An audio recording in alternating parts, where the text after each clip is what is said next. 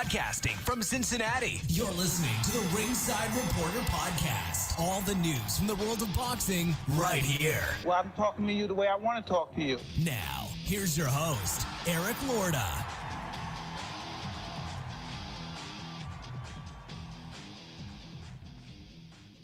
And we are live. Welcome to the Ringside Reporter Show, where we talk about the latest boxing news. If it's related to boxing, we'll talk about it here. We're here a little bit early today at 12 noon, and we'll get you out here definitely in time to watch the Super Bowl at 6:30 or to watch the 8 hours of pregame coverage they have before that. Beeb, did you ever watch the Super Bowl and see the it's like, seriously, like on Super Bowl Sunday, there's like 8 hours of pregame coverage. I mean, they start at like 10 o'clock in the morning for this stuff. Yeah, I was just watching Skip Bayless versus Shannon Sharp, and it's just like, it's crazy. Skip Bayless, it just gets on my nerves. That guy. He's out of hand. He's out of hand. He's like those fingernails on the chalkboard type feeling you get when you listen to that dude. That's what he is. That's what he is.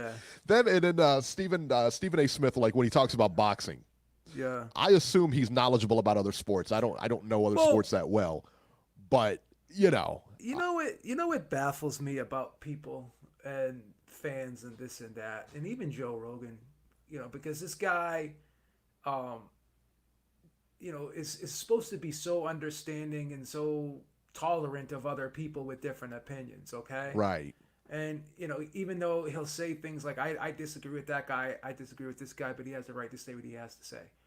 Now, why is everybody so triggered over what Stephen A. said about that Cerrone-Conor McGregor fight? Does anyone really listen to Stephen A., when it comes to fights? I mean, right. I think does any fight fan really take him seriously? That would be like me going to the cashier at Target. With all due respect, I'm not saying it's bad to be a cashier at Target. Very nice. But that would be like me going to the cashier at Target and asking her like general health questions about I got this mark on my head. What do you think this is? What do you think this is? What do I do for that? So in other words, to make to cut to the chase here, why do people put so much stock in Stephen A.'s opinion when it comes to fights or it comes to UFC? Like, why would that trigger people? Like everyone felt the need to come out and say, "How dare Stephen A. say that?" Again, he's very ignorant and so uninformed and uneducated in the area of fighting. So why would you put all that stock and so much stock into his opinion? I just look at it and I just dismiss it. I just dismiss it. I don't take it seriously. I don't either. Joe Rogan made spent about a half hour talking about it and how offended he was by it. But yet he has all these other people saying controversial things on his show all the time, and he's Alex Jones. I mean, Alex Jones was on his show. I mean, like, wait, what? I mean, and then he'll just say, well, I don't agree with it, but that's his opinion. Like right. Again, you're giving Stephen A. too much power, right, and too much credit. I just dismiss Stephen A.'s comments anytime he talks about the sport of boxing or the UFC or any combat sport, because he just doesn't know what he's talking about, and he just says crazy things because he's trying to get a reaction. And if people can't pick up on that by now, then I think people are living in a bubble. Don't know what you need to do, man. I'll tell you what. I don't know what else to tell you. It'd be like me talking about ice hockey. I don't know anything about ice hockey. It's like in a large part, it's like. And I don't know how of a hardcore fan you are with football. I mean, I'm more of a casual fan of football. Oh, really? I am too. I was just having a conversation with a friend of mine that I'm not a huge football fan, but I will watch the playoffs and the Super Bowl and stuff like that. Yeah, that's the thing. Like, I watch the playoffs and I watch the Super Bowl. Of course, I follow the Bengals and everything like that and the ins and outs and stuff. But I'm just like a casual. I don't like Monday Night Football. I never watch it unless the Bengals are on. But I wouldn't watch like a Thursday night game or college games. Not at all. Like I watch the big college games, but that's it. I mean, I'm not like. But it would be like us trying to talk about football or something like that, or like an in depth of why this happened or why this play happened. It just we don't have that. We're not into it like that. We're not qualified to do that. Right. I mean, we don't have it like that, It would be like me watching figure skating. And again, I'm not an avid fan of figure skating, but I remember as crazy as this may sound, my dad loved all sports, but for some reason, He would watch figure skating during the Olympics and whenever it was on. He Hey. actually appreciated the athleticism and just the overall talent these people I couldn't had. do it. I'll tell you that. I couldn't do it either. I But can't even skate, you know. But again, like I used to watch it with them, and I kind of got into it a little bit, but it's not like I had to. It wasn't something that I would set my calendar for. Right. But I couldn't explain, like I'd be listening to the commentary and they would do something and I thought it was like, wow, that looked awesome. And then someone would say, well, it wasn't really good at the landing, this and that. He was a little bit off here. Because I don't have an educated eye for it. Right. And people have to Right. understand Stephen A. does not have an educated eye for fighting. That's it. So He his just comments just got to kind of roll off your back, you know. He just doesn't. Igloo 2 says that Alex Jones is the GOAT, and he's a big fan. Shocking. Florian Segrist, thank you so much. We appreciate it. He wants to know our picks for the Super Bowl. Beeb, listen, it's real simple. I cannot roll with the 49ers. No, that's but just I think, it. I think Can't do KC. I think KC's going to win, but I'm surprised. I hope KC wins. I'm surprised so many people are picking the 49ers today. Well, the 49ers have a really good team. They're really good. I know they're really balanced. They got a good run game. They got a good pass game. They got a good defense. They're a really solid team. It would not shock me if the 49ers won today. But I will do, like I said, I cannot root for the 49ers. Just being a Bengals fan, I can't even watch those clips, the Super Bowl clips, like the second Super Bowl the Bengals were in. They're both Super Bowls they lost to the Niners. But the second one especially, it was 34 seconds. They passed to John Taylor in the end zone. They show this every single Super Bowl. And every single Super Bowl, I change the channel or I get up and leave the room. We were watching, what is that movie? I want to say Training Day, but that's not right. It's about football. Draft Day. Draft Day. It's like one of my wife's favorite movies. My wife loves football. She's really into it. Oh, wow. Okay. But we're watching that movie, and there's a scene in that movie where he's going on, and they're talking about that Super Bowl. And I fast forwarded through that part. She got so mad at me. I was like, I can't watch it. I got up and left. I was like, I can't watch this. So I can't watch. I can't root for the Niners. So screw the Niners. Hate the Niners. Hell with them. Yeah. Hope they lose. Hope they get blown out. There you go. That's my thoughts on it. Hate them. Tell us how you really feel. Hate them. Hate the Niners. Unless they're fans of the show, then I love you guys. Hey, That's understandable. That's understandable. All right, guys. If you don't know, now you know. My name is Eric Lorta, and my co-host Joe Habib. And if you guys want to call in and ask questions, call in 323-870-3857. And today, aside from football, aside from Stephen A. Smith, we're going to talk about the Wilder Fury undercard has been set. Beeb, this is one of the greatest undercards I've seen in years. Said nobody ever. Ivan Redcash pays a heavy, heavy price for biting Danny Garcia. But first, let's get started with DAZN. Demetrius Andrade versus Luke Keeler for the WBO middleweight title. Listen, man, Demetrius Andrade wins by TKO over Luke Keeler in the 9th round. Andrade knocked Keeler down in the first 10 seconds of the fight. It was a big left hand. It looks like they put him down. Keeler, I tell you what, had a lot of fight in him, but, man, he's going against Andrade, man. He's completely outgunned here. Andrade dominated every round of this fight. You know what I didn't get? Andrade got a lot of heat for this performance on social media. I don't understand. A lot of people hating on this performance, man. I don't understand it. I thought he did a great job. I thought Luke Keeler was tough. He wasn't like a super great boxer. I mean, obviously, take me. You can take me in a fight, that's for sure. But, I mean, he wasn't on Andrade's level. There's no question. But what else did you need to see him do? I mean, he did what he was supposed to do. He won every round. Every single round. It was a blowout. Knocked him down a couple times, ended up stopping him in the 9th. I mean, what more do you want from the guy? The announcers said they wanted to see him fight Charlo next. I think that's a great fight for Andrade, but I don't know if that fight comes off. That's a tough one, man. From what I was told, Charlo was offered that fight already for big money. Really? And turned it down. So here's the thing. Here's the thing too, because there's a lot of code words in the sport of boxing. There's a lot of things that are said, but they're basically cover-ups for what people and fighters really mean. When another fighter calls another fighter, or even if fans call another fighter a runner, that's code word for the guy can box and his opponent wasn't able to cut off the ring. Just call it like it is. Yeah. So if somebody's a runner, it's like in the sport of football. The team's got a good passing game, but you don't have a good passing defense. So you have to work on that, because if you're geared to only stopping the run, then obviously you're not a well-rounded defensive team. So I look at it the same way in the sport of boxing. If you're not able to cut the ring off on somebody who's moving a lot on you, why would the guy stop moving on you if he knows you can't catch up to him? If it's working, it's working, Why would somebody willingly allow you to have the best chance of winning when they could do something to put themselves in a position where it's their best chance to win?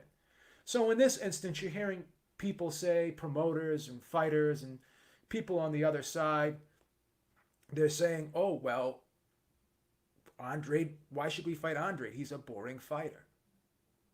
What that means is he has a style that's going to make my style look bad. Bad, yep. Win, lose, or draw. There's not really an upside for me, because I could make more money fighting other opponents whose style meshes better with my style.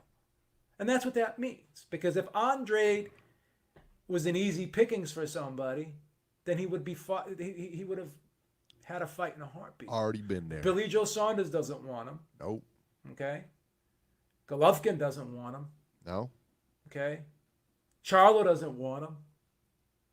And apparently, I don't care what De La Hoya says or Bernard Hopkins says, but it doesn't look like Canelo wants him either. He's a bad style matchup for anybody. He just is. You remember Guillermo Rigondeaux back in the day when nobody wanted to fight him? Yeah. And he was, largely he was clearly the best guy out there. That's what we're dealing with here. That's what we're dealing with here. And Igloo 2 says that, how about him, what more could we want? How about him fighting a live body?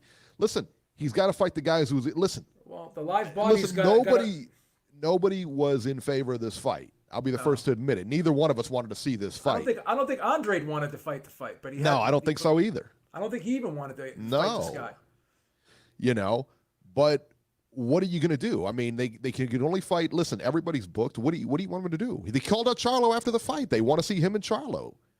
Let Charlo take the fight. Charlo already turned it down. Billy Joe Saunders already turned it down. Billy Joe Saunders makes the most sense. Everybody wants to see the Charlo fight, of course, but Billy Joe Saunders is the easier fight to make. Now, whether that fight gets made or not, I don't know, but he's the easier one to make. Well, a lot of people criticize the PBC about those guys not wanting to fight each other, even though Heyman has a lot of the welterweights, but they ended up fighting each other. Yeah. And people criticize PBC for not cross promoting, but again, while there is Fighting Fury, that's a cross promotion. Ruiz did fight Joshua, cross promotion. So now we have to look at the zone here. They have all these middleweights. They have Andrade, they have Golovkin, they have Canelo, they have Jacobs, and I think Andrade would be willing to move up to 168. I think he did consider doing that at one point in time for a specific fight that ended up falling through. But these guys are all on the DAZN network platform, right? And you don't see these guys fighting each other. Canelo doesn't want to fight Golovkin anymore. Golovkin's not going to fight Andrade. No. No way. Even Billy Joe Saunders is a top rank guy, but he doesn't seem to be banging down the doors to fight Andrade. So this isn't just a PBC thing. This is just an epidemic in the sport of boxing where fighters just are getting comfortable making big purses to fight who they want to fight. Why not? And there's no incentive to really fight tough fights anymore. Yeah. Unless the money is off the charts. Now, again, from what I heard, Charlo was offered about $7 million. From what I heard, I don't know how true it is, but he was offered upwards of $7 million to fight Andrade. Now, I ask you this. Who on earth can Charlo fight or even in that PBC stable, because it seems like Charlo just keeps fighting the PBC stable type fighters. Nobody. Right? So nobody. Who could he fight that he could get remotely close to that amount? Okay? Yeah, so I don't care. So there was a comment in the chat just now, Andre doesn't sell. It doesn't matter if he sells. If you're getting a big enough payday where it doesn't matter if he sells or not. Why are you worried about what? Why are you worried? Yeah. Why are you worried about what he does? Worry about the deal you can get. Worry about the deal you can get. Listen, if I signed $7 million, I don't care if 2 people show up to the fight. Doesn't matter to me. If I'm going to work for a company, right, and people say, well, this company's having financial problems. This company's going to go out of, this company's not going to be able to do this, that, and the third. But they offer me a shit ton of money, and I know that I can get a job somewhere else afterwards. Then I'm going to take the job and make the money. And if they're guaranteeing me the money, I'm going to take the money. And then whatever happens, happens. I'll be prepared for it. You know what I'm saying? That's it. So I don't care, if as long as I'm getting my needs met financially, then that's all that matters to me. So this whole thing of trying to subtract from others to add to yourself, especially in this Andre situation, oh, the guy's got a boring style. He's got this, he's got that. What the fuck do you care? If you're going to get $7 million to fight him. But the bottom line is, that amount of money isn't enough for you to go into a fight that you feel as though you can look bad in. And you feel that there's a good chance you could lose. Everybody's got that price. Everybody's got it. So you gotta make a decision. What's best for my career? Right. Even if I lose, but I put up a good showing, does that mean it's over for me? See, that's another thing too. A lot of these fighters are so afraid to lose their it's been instilled in them because of the Mayweather mentality. And this is a big portion of why these guys don't want to take tough fights, because they in their mind, they've been conditioned to think that my career is over if I lose. Yeah. Absolutely. That's the worst possible thing. And that's not the case. It's just not. Yeah. Igloo too, he's, I'm assuming since you didn't like this DAZN card or the fight with Andrade and Keeler, then you're going to go in too on the PBC card with the Ugas and Mike Dallas Jr. That's super card that they lined up too. Yeah. So I'll be waiting for your response for that. Tone had a really good point here. Talking about Demetrius Andrade. He said he's in the Who Needs Him club. He's got a point. He's in the Who Needs Him club. But again, he's got the zone behind him. He's got Eddie Hearn behind him. I was just going to say that. Let's back that up for a minute, because it sounds like a good point. But like you said, he's got the zone behind him. He's got Eddie Hearn behind him. These are big entities. You go on and you beat Andrade on that platform, you know what I mean? That's a big deal.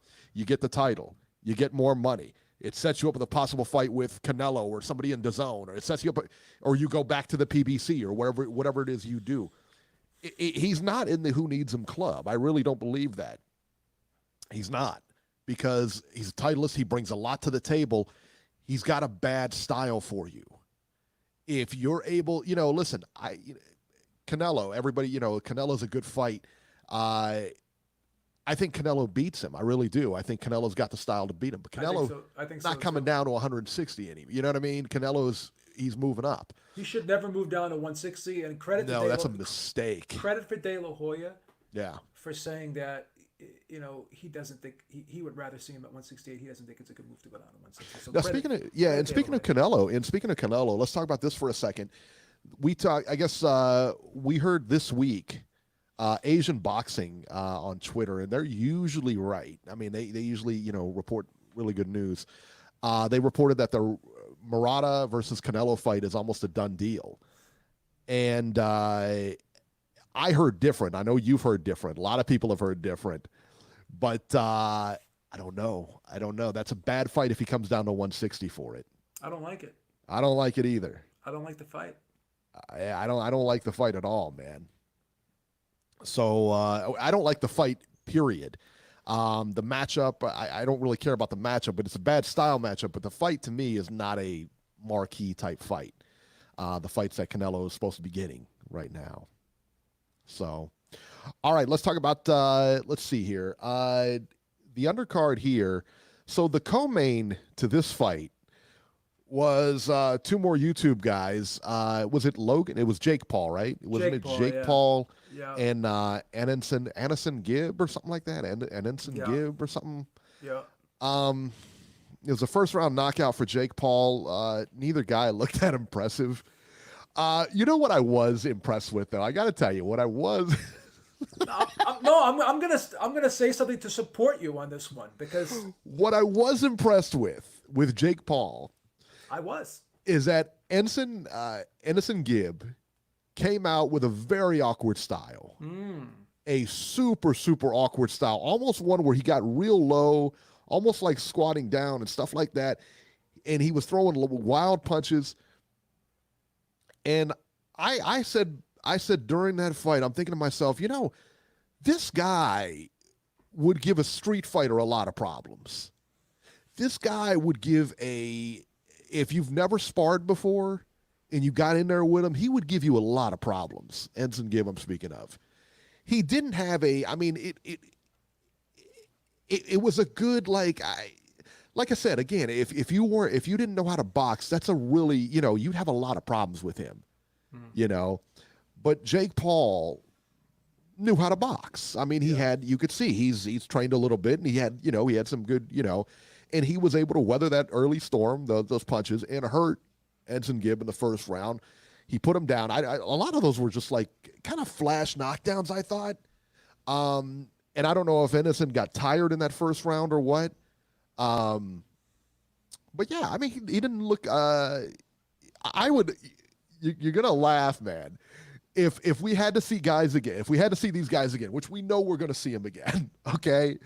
So, Jake Paul, I think at the end of it called out KSI, and I think KSI, I think they're actually, I think that's the fight that's gonna get made. That's what's gonna happen. I don't mind that fight. I don't know what I'm talking about now. I don't know what am I doing here. I'm glad you said it, because I was expecting you to rip this to shreds. No. And I was gonna make a counter argument against it. But this is my whole take on all of this. Yeah. On the surface, it sounds like a circus act. It's terrible. It's terrible. But when I watched Jake Paul and his brother Logan Paul, yeah, I'm not gonna sit here and say they could fight top level guys and be legitimate champions, but they're not just two scrups that are at a gym hitting a heavy bag one day and decide I'm gonna go in the ring. They actually have. They got some skills, man. They do not. They took it seriously. They prepared themselves, and they look like, as you said, made a concerted effort to hone the art of boxing, hone their skills, and develop. They didn't embarrass themselves. So neither one of those guys did. They both did a good job. And even Ensign, who got knocked out, I mean, you did good. So when I watched the KSI Logan Paul fight, and then I watched this fight, I was pleasantly surprised by how skilled these guys were for not really having extensive backgrounds in the sport. So for them to be able to just pick this sport up at an advanced age and really not have an amateur pedigree, really not be developed like a blue chipper, and for them to be as good as they are, as you said, set up the shots, place the shots well. Both Logan Paul and Jake Paul have very good jabs. Yeah. Very good jabs, and they work behind their jabs, and they set up the shots. And even KSI, as awkward as he is, he knows how to put his body behind his shots. He's not throwing arm punches. He's not slapping with his punches. You could see him sit down on shots. Now, he does wing them a little bit, but he is putting his body behind the shots. He is in very good condition, okay? Has a very awkward style, but he knows how to apply pressure, and he's pretty good at cutting off the ring. So there is some skill level there. They're not just tough. It's not like when I heard about these events, going in, I'm thinking to myself, these are going to be like just tough man contests. You know those tough man contests? Right. They flail and stuff. Yeah. These guys actually tried to put shots together. They had a strategy. They had a game plan, and they were able to implement and follow that game plan. So again, you could look at guys and say, well, this guy's not that skilled. He's not this. He's not that. But when you put two people in there that are on the same level, more often than not, you can be pleasantly surprised that the fight will be entertaining because these guys are at the same level and the fight is competitive and it can be entertaining because of all those things. Yeah. So if you were to put Jake Paul or Logan Paul in there with, a Mike Hunter or something at cruiserweight, then that would look disgusting because you got Michael Hunter up here and you got, Jake Paul down and Logan Paul down there. Right. But if you put them in there with a guy that is on their level or even maybe a notch or two below, but still in arm's length, in arm's reach, then the fight can still be competitive. So a lot of times when we see these matchups against like two guys who may be past it or whatever, and you hear fans say, well, who wants to see these two guys fight? My response to that is, well, okay, maybe they're not at the top of their game. Maybe they're not in their prime anymore. Maybe there's some slippage on both ends for both fighters. Right. But because of that, you could still get an entertaining fight because these guys are still on the same level. It's and that's the way I look at this. Yeah, it's like in a lot of ways watching Butterbean. I mean, where, you look at this guy and like, what a sideshow. But he could fight. I mean, that's the thing. He could fight, Somebody said, let me see if I can find the comment. Yeah, Ryan Hong said, how is Antonio Brown a plus 200 against Logan Paul? Let me tell you why, because I saw Antonio Brown sparring. I saw his hitting the mitts and everything. He's terrible, son. You have to understand football. Let me explain something to you, Ryan Hong. And Logan Paul kills that guy. I try to explain this to everybody, and even Paulie Malignaggi, like going into the bare knuckle boxing, he went in there with the anticipation that the fight was going to be scored similarly to a regular conventional boxing match. Yeah, and it wasn't. Different sport, man. So Antonio Brown may be a good street fighter. He may be a tough guy on the field. But when you put him in an environment where he's forced to follow rules, he's forced to have to fight in that type of setting. Right. There's no guarantee he's going to be successful at that. Not at all. Not at all, man. Look at Conor McGregor. Look at Conor McGregor against Floyd Mayweather. Perfect example. Conor can fight. Conor can fight. Make no mistake about it. Conor can fight. Who would you pick in a street fight? Oh, Conor, man. Conor McGregor all 100%. Day. Jesus. But when you put him in there where he was limited to what he could do. If this was an MMA fight, Brown would probably beat Jake Paul. Maybe. Because you couldn't say that with 100% certainty, but I would definitely favor him if it was an MMA fight. He could just tackle him and beat him up. Exactly. Because I would assume he would be a physically stronger guy than him. He can impose his size, strength, and just put his weight on him. But in this instance, where your opponent can evade all those things by movement and body positioning, and a jab or what have you, then all of that physical size and strength that you could apply on a football field or wrestling match or an MMA match goes out the window here. Yeah. So think of it that way. And I will tell you this. I mean, and I thought and I saw somebody say that those two brothers are douches, talking about the Pauls. Well, listen, man, I watched their YouTube channel when this whole thing with KSI was getting started. I saw a couple of videos. They're funny. They're funny guys, man. Logan Paul is a funny guy. He's got a great personality, and quite honestly, he doesn't take himself seriously. Well, he doesn't take himself too seriously. That was my next statement. I mean, what are you actually looking for? What are you looking for? Are you looking for like a dissertation on physics when you watch these videos? They're all like juvenile stuff. It's right up my alley, People have to put things in context. You have to know what you're watching and understand what you're watching, and that just may not be for you. But that doesn't mean that it's bad. They're good at what they do. These guys. If you like that kind of, they're right up your alley. Listen, how many subscribers does Logan Paul have? Like 7 million? Like a ton. I think I wouldn't even 7 million. 7 million. And Joe Rogan has like 4 million. Okay. Yeah. Right? Yeah. And he's going out there doing 2.5, 3 hour podcasts every day, sometimes twice a day. And these guys are just going out there making what, 15, 20-minute videos? Right. Just silly videos, And they got 7 million people following them as opposed to 4 million. So that Joe Rogan, with all due respect, is putting in such much more work than these guys are. I'm not saying these guys aren't working hard. They're not, putting themselves out there and grinding it out to try to get popular. But they're not killing themselves either. Imagine being able to live off of your YouTube revenue, waking up and deciding I'm going to make a video when I want to make a video. I'm going to do what I want to do. Yeah. I have total control, well, with the exception of having to follow the YouTube guidelines. Yeah. But other than that, they have so much control over what they do and when they do it.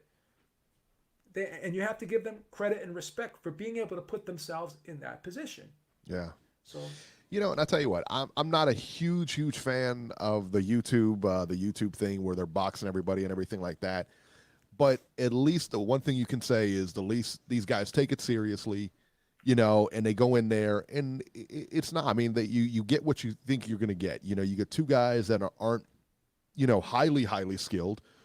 But listen, man, they bring viewers, and that's what you want. And so it's great. It's great for boxing, man. Jeff Ashton wants to know, who did Robbie say will win the Super Bowl? Robbie is picking the Kansas City Chiefs. And he lives right by the bay, baby. Well, I guess he lives 3 hours. I don't know. I don't know where he lives. Somewhere in California. Look, he's picking the Chiefs. That's all you need to know, all right? There you go. All right, so there it is. Picking the Chiefs. That's it. That's all you need to know about it. All right. Now, the opening bout for for the Logan Paul fight was, or Jake Paul fight rather, was Tevin Farmer versus Jojo Diaz. Wow, man. Jojo Diaz does it. He wins a unanimous decision over Tevin Farmer by the scores of 116-112, 115-113 twice. Diaz was cut. It was an accidental headbutt, but that was about as deep as a cut. It wasn't quite Tyson Fury-esque, but it was pretty bad. He kept going and pounded out the decision, man. I tell you what, the difference to me in this fight was just that Diaz, to me, was just more aggressive. And quite honestly, he looked like he wanted to fight more. I mean, he really did. He looked like he wanted to fight more. It sounds like there's a rematch clause. There's going to be a rematch. I was never a big Tevin Farmer guy. I always thought they always talked about him fighting Tank Davis, and I always thought that was a mismatch. I think we could put that to bed now. But hey, man, here we are, man. Jojo Diaz, new champ. What were your thoughts on that fight? I was picking Farmer in this fight, and no disrespect. I think we all were. But I think we all were, though. But here's the thing. Now, we were expecting, or at least I don't want to speak for you, but I think I can speak for you in this instance. We were expecting a different type of game plan from Farmer going in. Is that safe to say? I was, you know, I didn't, you know, because you knew Diaz was going to be aggressive, but yeah, I mean. But there's two things we have to ask ourselves here. Now, was he forced out of his normal way of fighting because of Diaz's pressure? Or did he make a concerted effort to fight that type of fight for whatever reason? Was it? I think it was more Diaz than him. Now, was he physically compromised because he complained about his hand? Number one, and again, we don't want to take anything away from Diaz, but we want to just look at everything. But isn't that the same Tevin Farmer? But in fairness, though, sure, isn't that the same Tevin Farmer we see time and time again? You would have to assume that. That's a fair assessment to say something like that. But in the back of my mind, I'm seeing the guy looking up at the clock almost every round. Yeah, I saw a lot of that. A lot of that. Which is something I've never seen before. Yeah. Now, I saw some excessive blinking. You know what this reminded me of? It brought back memories of the Gerald McClellan fight. Eubank, when he fought Nigel Benn. Remember when his eyes were blinking? Not Eubank, McClellan and Ben. But I knew what you meant. But the thing is this. Now, was he physically impaired going into this fight, or did something happen to him during this fight that caused him to not look all there? You know, constantly looking up at the clock, constantly blinking his eyes like something was bothering him. Because then when he went back to his corner, he wasn't blinking like that. Only during the fight, when there was exchanges and action going on, he started blinking like that. You know, so it looked like there was something going on, possibly neurologically or something. And then he went back to his corner complaining about his hand, and then he was breathing heavily out of his mouth. And he chose to sit in the pocket and try to slug it out with Jojo Diaz and fight Jojo Diaz's fight, where in other fights, we've seen him move a lot more. Now, here's the thing. You could sit there and say, well, Jojo Diaz forced him to do that. But it seemed to me like right out of the gate that that's just how he fought. Yeah. Now, sometimes fighters will fight like that because, a couple reasons. It could be concern about their conditioning. They don't feel as though if they move a lot during the fight that they'll be able to keep up that pace of moving like that, because it does expend a lot of energy when you're moving like that, fighting on your toes, using a lot of the ring, and that's normally how he fights. So to me, it looked like he made a decision to not fight like that right from the jump, right from coming out of the gate. So was that because of maybe possibly something happened in training camp where he wasn't 100% confident in his conditioning? It's possible. That's number one. Very possible. And then number two, he just looked, his reflexes looked off. Like Jojo Diaz, we've seen him fight a lot of opponents like Gary Russell and other opponents where he just wasn't that accurate. And Jojo Diaz was looping some of these shots really wide, and it looked like he was telegraphing some of them, and Farmer still couldn't get out of the way of them. Now, again, if you're constantly applying pressure and you're throwing a lot of volume, regardless of how you're throwing punches, it's tough to deal with. Yeah, if you're blanketing someone with activity, of course they're going to go through. But the percentage of accuracy that Jojo Diaz had against a guy who was really normally very elusive and pretty solid defensively. Yeah. It just seemed like something was a little bit out of sorts here. But again, we can't take anything away from Jojo Diaz here. But I in the back of my mind, I'm wondering if there was something wrong with Tevin Farmer going into this fight, or did something happen during this fight that caused him to. Obviously, the hand could have been hurt during the fight, but the whole blinking thing and the looking up at the clock and the mouth open after like round 4, these are things I'm just not used to seeing from Tevin Farmer, and I'm not used to seeing Jojo Diaz. I know he applies a lot of pressure. I know he's a real solid fighter. Yeah. But I'm just not used to seeing him tag a guy with that of this stature at this level with so much regularity during the fight. That pressure that he put on him was like, I mean, and you put that kind of pressure on anybody, they're going to have a tough time with it. To me, those guys are the toughest guys to fight, are the guys that bring the pressure, It's hard to get set. You can't, it's hard to get distance. It's hard to get set. It's hard to get, it sucks. It really does. If you're in there with one of those guys, you really got to know, you got to find, it's one of those things that when you get in there, you kind of have to figure it out once you get in there. And the pressure he was putting on Farmer was real, man. It was a lot. It was tough. But, I'll tell you what, I was really excited to see Jojo win that fight. I really was. I felt pretty, I thought it was really good because a lot of people had written him off. He lost that title fight. He lost the one title fight. He lost the other title fight on the scale. Didn't get a chance, and this one, hey, third time's a charm. This was one night where all the stars lined up perfectly for him. Perfect. It was perfect. You can't take anything away from him. And you and I both had Farmer to win this fight. I did. I had Farmer to win this fight, and I thought he would win comfortably. Yeah, and I thought it was a good fight for him. I thought it was a good fight for Farmer, But what did you think of the What did you think of the scorecards? 115, 113. Nah, I thought Farmer probably won 3 rounds in this fight. I thought I wasn't scoring the fight, but it didn't look that close to me. It did not look like a 115 and 113 type fight to me. No. Even 116, 112, it's not. That's believable. 8-4, yeah, 8-4. 8-4. Yeah, I don't hate it, but 8-4 is believable, but 7-5. I'm not feeling 7-5. Yeah, I didn't think it was that close, man. I gotta be honest. I'm not feeling 7-5. I didn't think it was that close. So there you go.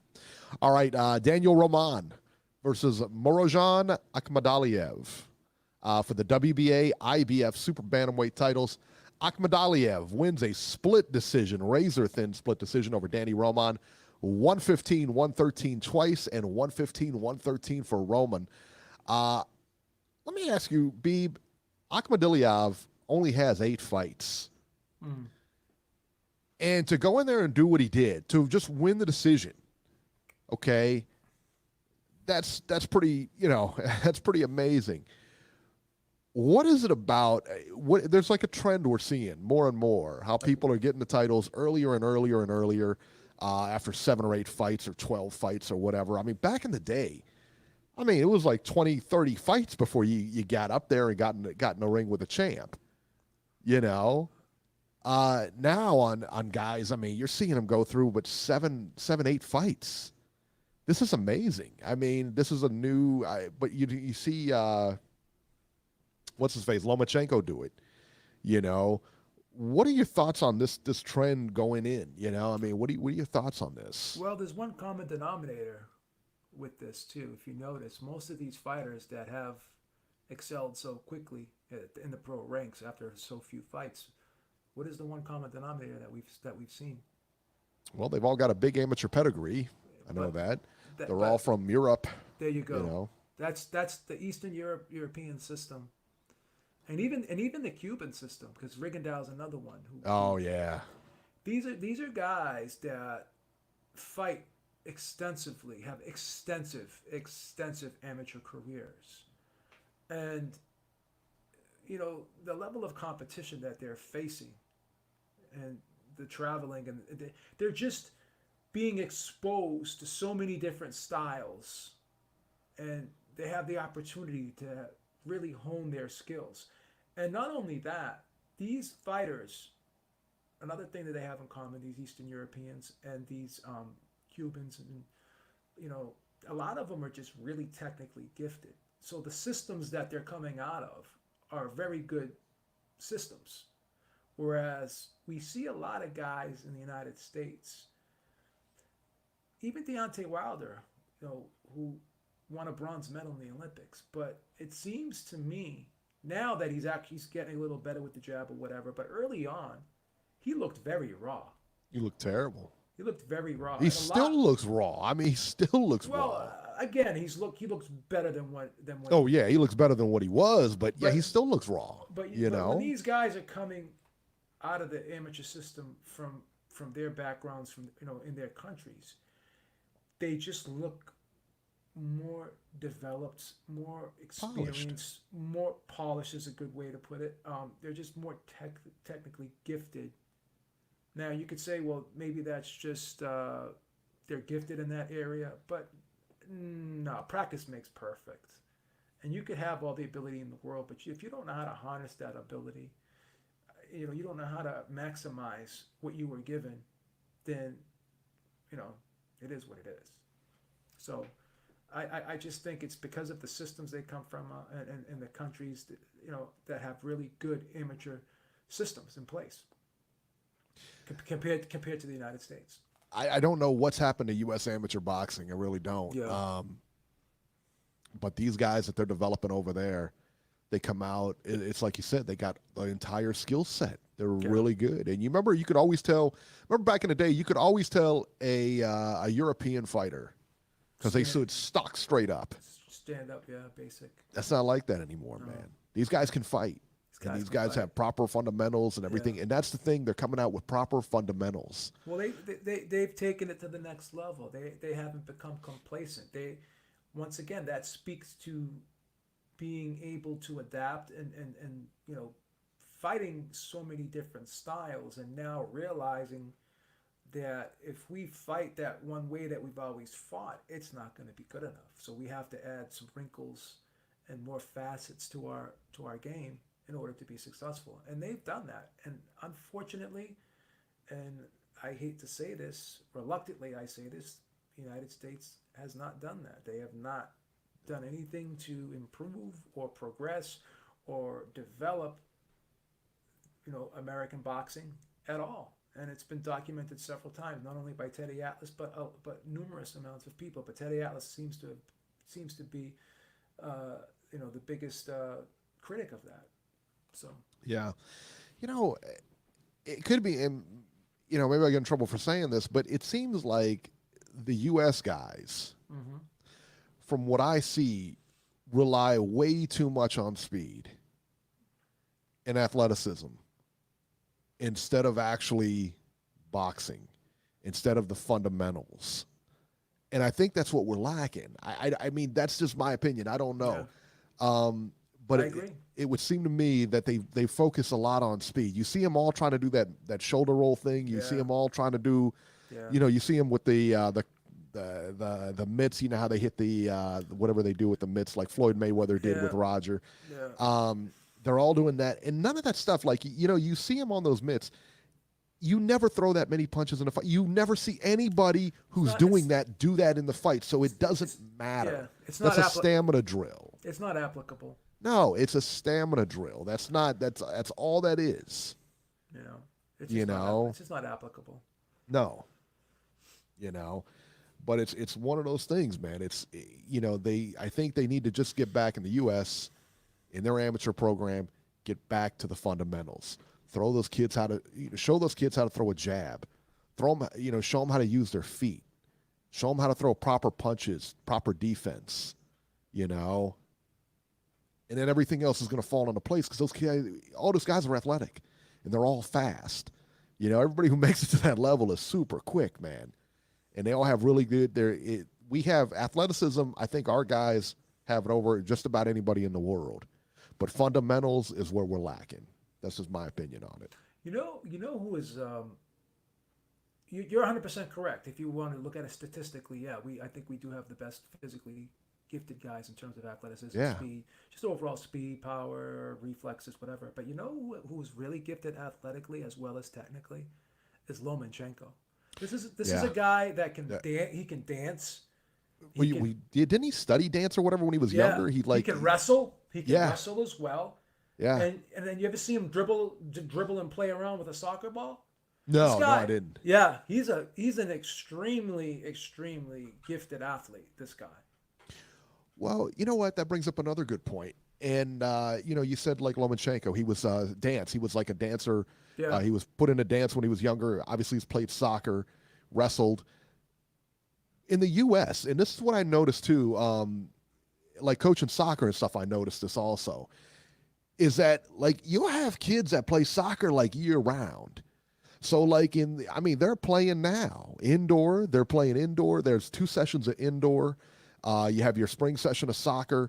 You have summer camp for soccer, and then you have the fall session of soccer, and then of course you go back to indoor sessions. They don't play anything else. Like they don't have a chance. Their bodies really don't have a chance to develop any other skill set. And that's why, like, you look at a guy like Lomachenko, who is really good and he's really fast and he can move. All that stuff, like I said, the dance, you can't tell me dancing, him knowing how to dance and being that proficient in dancing doesn't help him in the ring. It completely does. That footwork does. I really do believe it does, yeah. And I think that's what maybe our guys miss, I don't know. Don't know, man. I don't know. So that was the action on DAZN. Let's switch over to Fox Sports. And, it was Fox Sports. Yordenis Ugas versus Mike Dallas, 12 rounds welterweights. Ugas wins via 7th round TKO over Mike Dallas. Dallas's corner stopped the fight at the end of the 7th. Ugas dominated Mike Dallas in this fight, landing big shot after big shot after big shot. If you saw one round in this fight, you kind of saw them all. Let me tell you what, though, what I was really impressed with. Great job by the corner of Mike Dallas for stopping that fight. Their fighter wasn't winning. He wasn't knocked out. He wasn't stumbling back to the corner or anything. He could have fought. I mean, they could have kept him in there, and he could have fought. He may have even finished the fight. But listen, their fighter wasn't winning. He was taking big shots. And at the end of the day, that is what the corner is supposed to do. That's what they are supposed to do. They're supposed to stop that fight. And they did him a favor. I believe so. Wasn't going to win that fight. There's no point of going on. No. And he could have. He could have went on. And he looked irritated when his corner stepped in. He could have went on and won that. He not won the fight, but he could have went on and finished that fight. Before what? There was nothing there. Earthquake said, I'm surprised that Dallas survived as long as he did. Yeah, I mean, I agree. I agree. Where's Igloo 2 in all this? I'm waiting for Igloo 2's comments since he trashed his own card and everything like that. But this card was not great. There was an upset. I think it was, who was it? Collard, the guy from Las Vegas. And he upset the guy was 5-0. What was that fight, guys? I just saw it in the chat a little bit ago. Let's see here. Let me see if I can find it. It was Collado. Collado was his name, and I can't remember the other. Gallardo, maybe? I don't know. But, yeah, that was Collado and Gallardo, yeah. So Collado was a guy from Las Vegas. He's transferring over to MMA.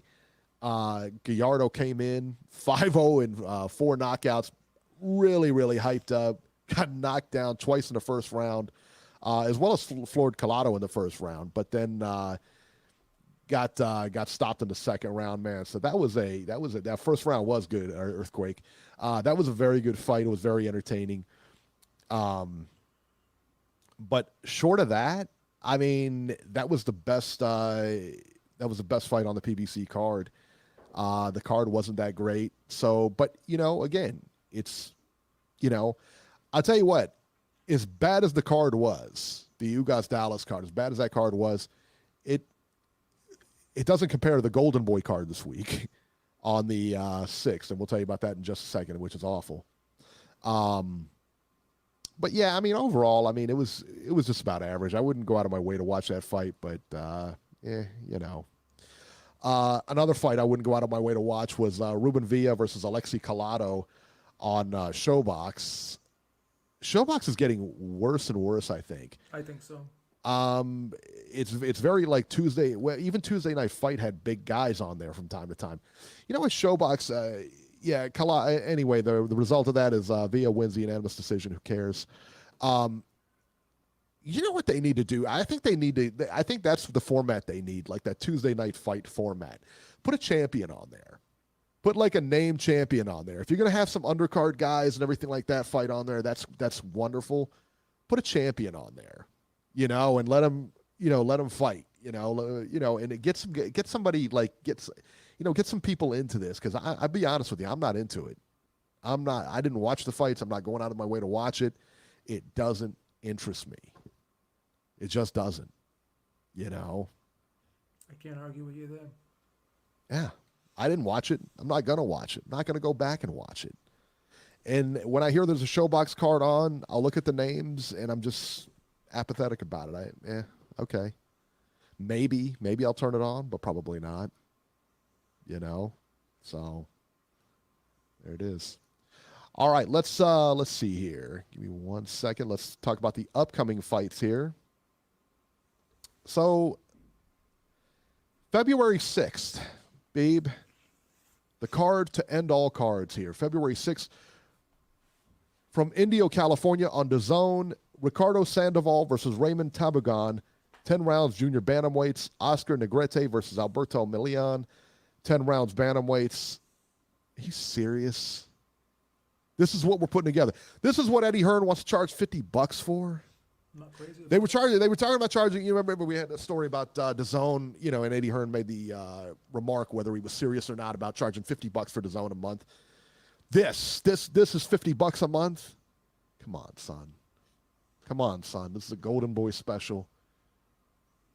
These are the fights belonging. These are like ShowBox type of fights. In fact, I'd probably rather watch ShowBox. Maybe a step above ShowBox. I don't know. Let's see here. February 8th on DAZN. This is a good one. Kell Brook versus Mark DeLuca, 12 rounds, junior middleweights. Kell Brook coming back, Beeb. Good idea? Well, here's the thing. He's got a plate on each side of his face. This is a guy that's been in some wars. He's been in some tough fights. Battled weight issues his whole career. Yeah. and continues to try to fight at weights that really aren't conducive to him.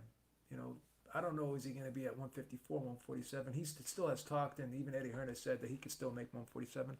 I vehemently disagree with that. I don't think you can. I mean, it's one thing being able to do something, but can you do it comfortably? Is that optimal for you? Just because you can doesn't mean you should. Now, I can go without eating for 2 days if I had to. Right.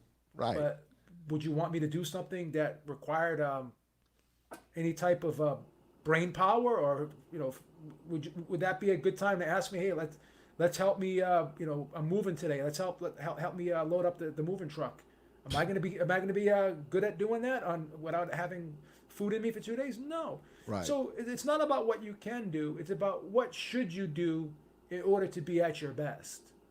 And him fighting at 147 isn't at his best. And here's the thing too. This is what people have to understand.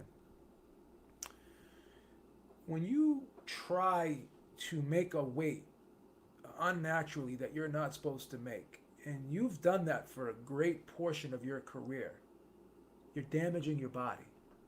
Each and every camp, you're leaving some of yourself in that gym.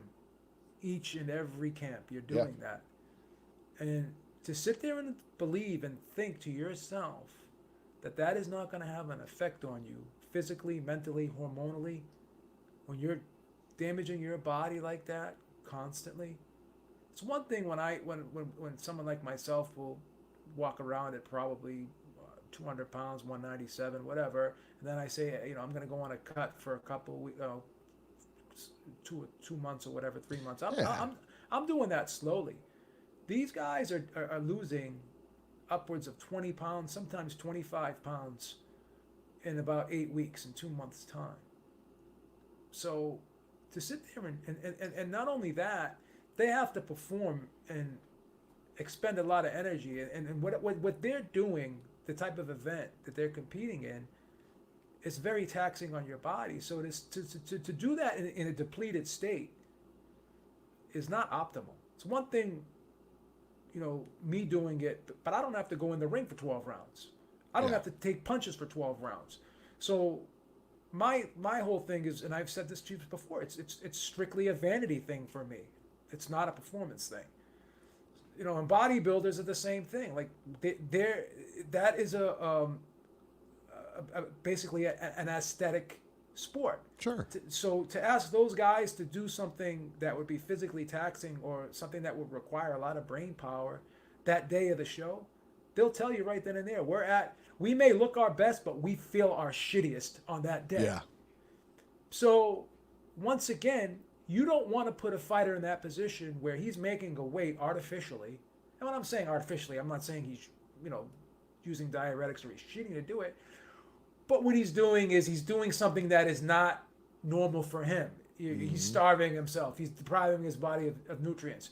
So he's not doing what his body wants him to do to his body. He's not allowing his body to have its natural state of well-being. In other words, he's compromising that for what? So that's the thing. If this is a guy that walks around at 170, even making 154 could be a stretch for him. So that's what I'm saying. So you could say mentally, does he want it? That's a question that could be asked, but also physically, can his body continue to go through these training camps? And I'm going to say no, because he hasn't looked good in a while. Even against lower level guys, you could see the reflexes aren't there. You could see his body is not responding the way it used to be to the training, in my opinion. That's just my vantage point. I don't know if you would agree with that, but I know other people have. Absolutely. I mean, he does not look, he's not the same fighter. He's not the same the Triple fighter. G fight, and I said this before, the Triple G fight ruined him. The Triple G fight, to me, ruined him. Then coming back down in weight. Yes. When he should not have. Yes. That drop in weight that he had, because he was a big 160, or a small 160 coming up, but he was a big 147. Then he had to come back down in weight and defend that title, and Errol Spence just put that kid away, man. Not good. That's not good. Yeah. So that's the thing. So my whole thing is, you could ask, like I said again, not to beat a dead horse. Mentally, does he still want it? But even if that is the case, that he still wants it, can his body handle it at this point? Yeah. Given all those things that you just mentioned. Yeah, that's the thing. I'm gonna say no. Yeah, I mean, I think he beats Mark DeLuca. I think he beats him, but I'll be curious to see how much he has left. I really, honestly, how will he look doing it? That's the question. Right. On the undercard here, Kid Galahad versus Claudio Marrero, 12 rounds for the IBF featherweight eliminator. Listen, Kid Galahad shouldn't be involved in any eliminators. No. He should be rematching for the title, period, end of story. That's it. How could an immediate rematch not be ordered given the way that fight? Ridiculous. The way that fight played out. Ridiculous. We've seen fights that have had biggest robbery, bad decisions, but not as bad as this one, and rematches were ordered. Shame on the IBF for not. Ooh, look at the Jojo Diaz fight's going to have a rematch. Him and Farmer. Now I know there's a rematch clause. I get that. Yeah. But still, Yeah. There you go. Let's see here. From Allentown on Showtime on February 8th, Gary Russell Jr. Hey, we got a Gary Russell sighting here. Him and Bigfoot. We see about once a year, versus Tugstogt Niambiar. 12 rounds for Russell's WBC featherweight title. Hey, Igloo 2. What about this one right here? We going to talk about this one or not? Come on, son. Gary Russell needs to fight somebody. And I don't care whose dressing room he's going in harassing their father and everything like that. Listen, just sign a contract. Just sign a contract, man. Fight somebody. He's claiming nobody wants it. Listen, you're in the PBC. You could find somebody. Yep. Anybody. Yep. We want to see you fight, man. On the undercard there, Guillermo Rigondeaux versus Laborio Solis for the vacant WBA regular bantamweight title. Listen, man, Rigondeaux still got it. He's still got some skills. We'll see how he does. I think that's a good fight. Gary Russell's brothers, Gary Antoine and Gary Antonio, also on the undercard. Jamonte Clark on the undercard versus Vladimir Hernandez, 10 rounds junior middleweights. Let's see who else. I saw somebody else here. Jaime Arboleda versus Jason Velez, 12 rounds for the WBA junior lightweight eliminator. So there you go. Now, February 8th, Evan Holyfield versus Travis Nero, 4 rounds junior middleweights. You guys can catch that on Pain Boxing Facebook and YouTube. All right. So Evan Holyfield getting some run here. Let's see what else. And that's it. Now, the week following will be Ryan Garcia. He's fighting again. Francisco Fonseca. So we got some fights to talk about next weekend. But that is the weekend of boxing.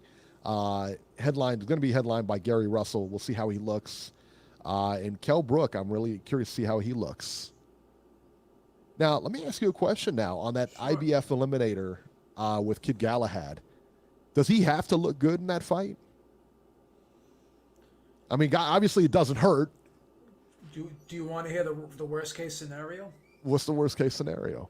And this is an argument I've had with several people. That people that think these eliminators are such great things for fighters. They're horrible. We got this eliminator, so now we're guaranteed a shot. But you're not guaranteed anything. How many times have I gone over this with people, and I specifically read the rules of these commissions, not these commissions, excuse me, these sanctioning bodies on air, and I've explained to you, an eliminator doesn't guarantee you shit, because it specifically says in the rules that we can order as many eliminators as we want under our discretion.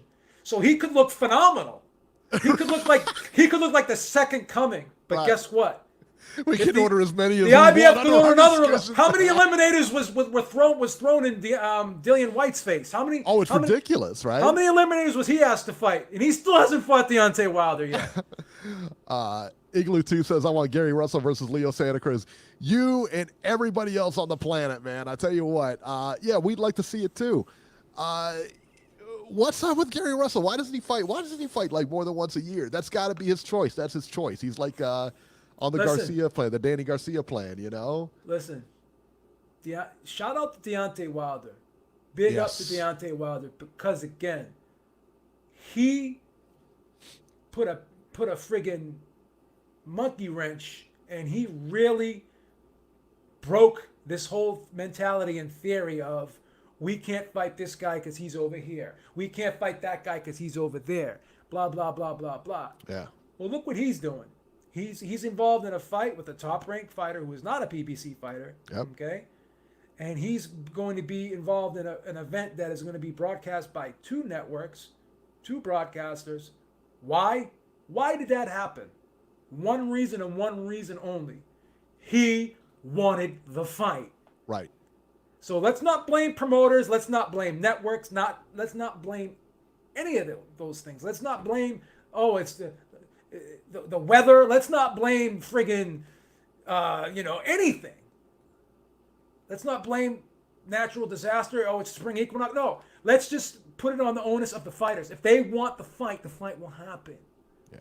That's point blank. Deontay Wilder proved that. Deontay Wilder proved that. You can say a lot of things about Deontay Wilder. You can say a lot of things about him, and you could talk about his skills and everything like that, or lack thereof.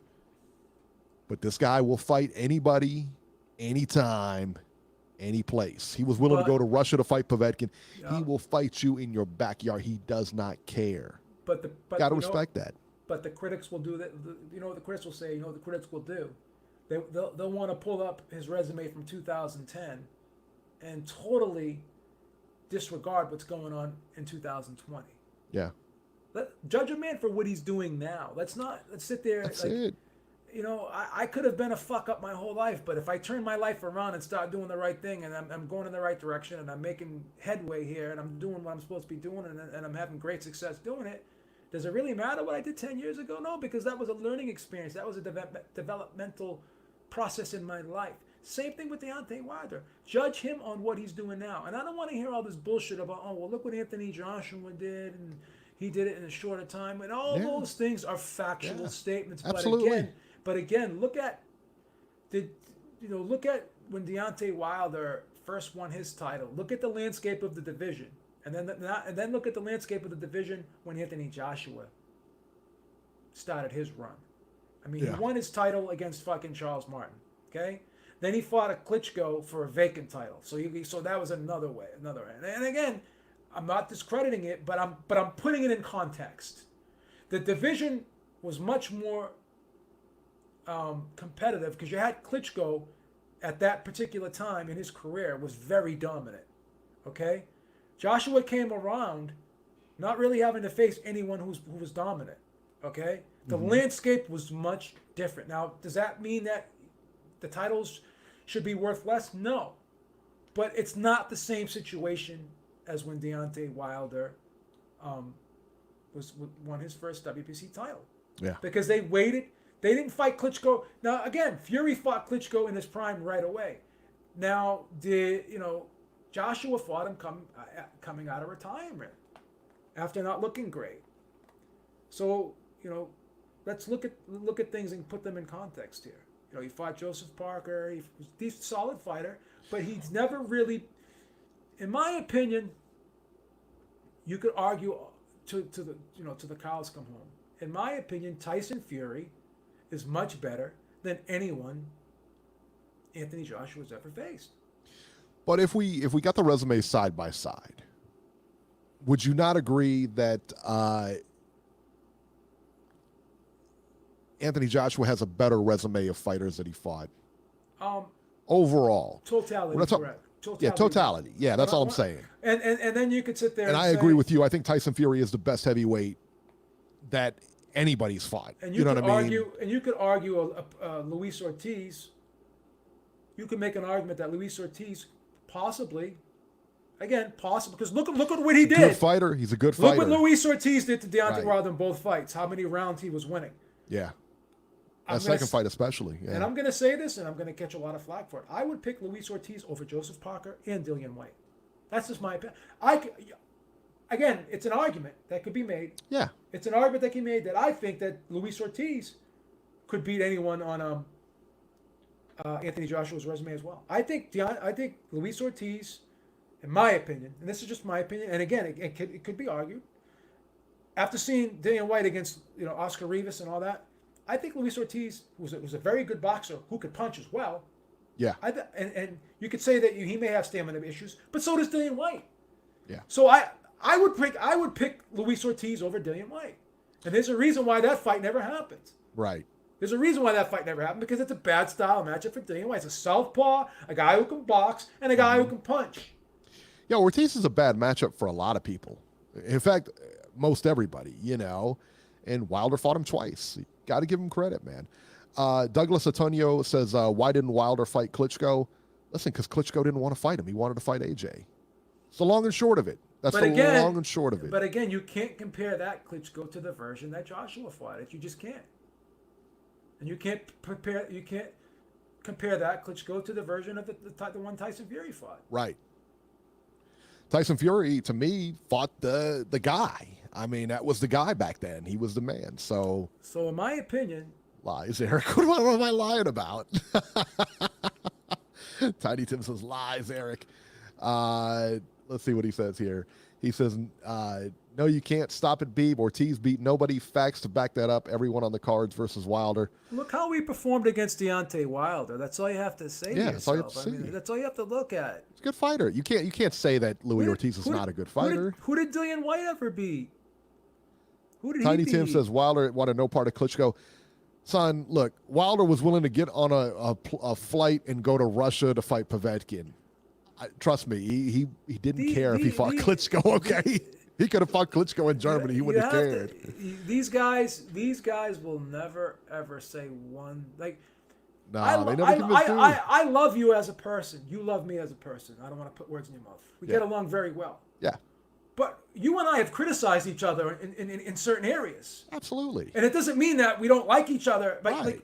we could still criticize each other. We've Right. pulled me aside before. I've pulled you aside, and we've hashed things out together. Sure. Because we know we're not perfect. Right. Now that doesn't mean that you can't be a fan. Like I love Tyson Fury, favorite fighter of all time. Yeah. But again, I don't like the fights he's been fighting recently. I'm critical of that. Right. Number one.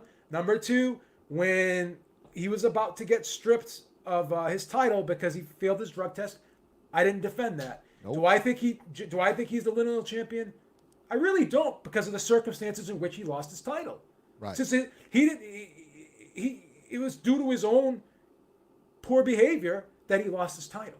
No one else's. Absolutely. Okay? So for him to be lineal champion, I think he relinquished that right. That's the other thing. So, I think that you can't walk away for years and then come back and say, I'm still the champ because nobody beat me. It doesn't work that way. So I love Tyson Fury, my favorite fighter. Anyone asks me, who's your favorite fighter, B? Tyson Fury is. But I can objectively criticize the guy's career. No one can agree that the Klitschko that fought Joshua was the same Klitschko that fought Fury. No. You can't. He was almost 2.5 years out of the ring, and he had miles on him. Okay? But I will say that was the best Klitschko I saw. That was one of the best fights I've seen. In terms of entertainment value, yes. For sure. Yes. Tiny Tim said Spilka was up on the cards. Yeah, absolutely. Absolutely was. Listen, I had Povetkin up on the cards versus Joshua, as a lot of people did, regardless of what the judges said. Yeah, and the thing is, we're saying, and I've said it before, you can criticize him for a lot of things. Lack of skills being one of them, lack of boxing. He's not a pure boxer. But listen, you cannot criticize his drive, his want to be the best, and him wanting to fight everyone in the division. It just is. And again, he lands that right hand against everybody, regardless of how he fought two very defensively sound. Finds a way.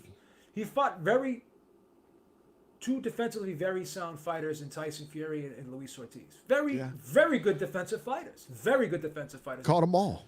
And Caught every one. And he still landed his money, because people say, well, what's he going to do against someone he can't land that right hand against? Someone who has a good boxing skills and good defense. Well, right. He basically showed you what he could do against two guys that you wanted to see him do it against. And he did it. That's so I'm not going to sit here and say and accept the fact that, this guy lands lunky punches. He's not this, he's not that. And to kind of make a counterpoint against what you just said, is he a well-rounded, all-around, technically gifted fighter, like other fighters? No, but he's skilled enough to know how to deliver that right hand and set it up and land it against anybody. And at the end of the day, there is some degree of skill to that. Sure.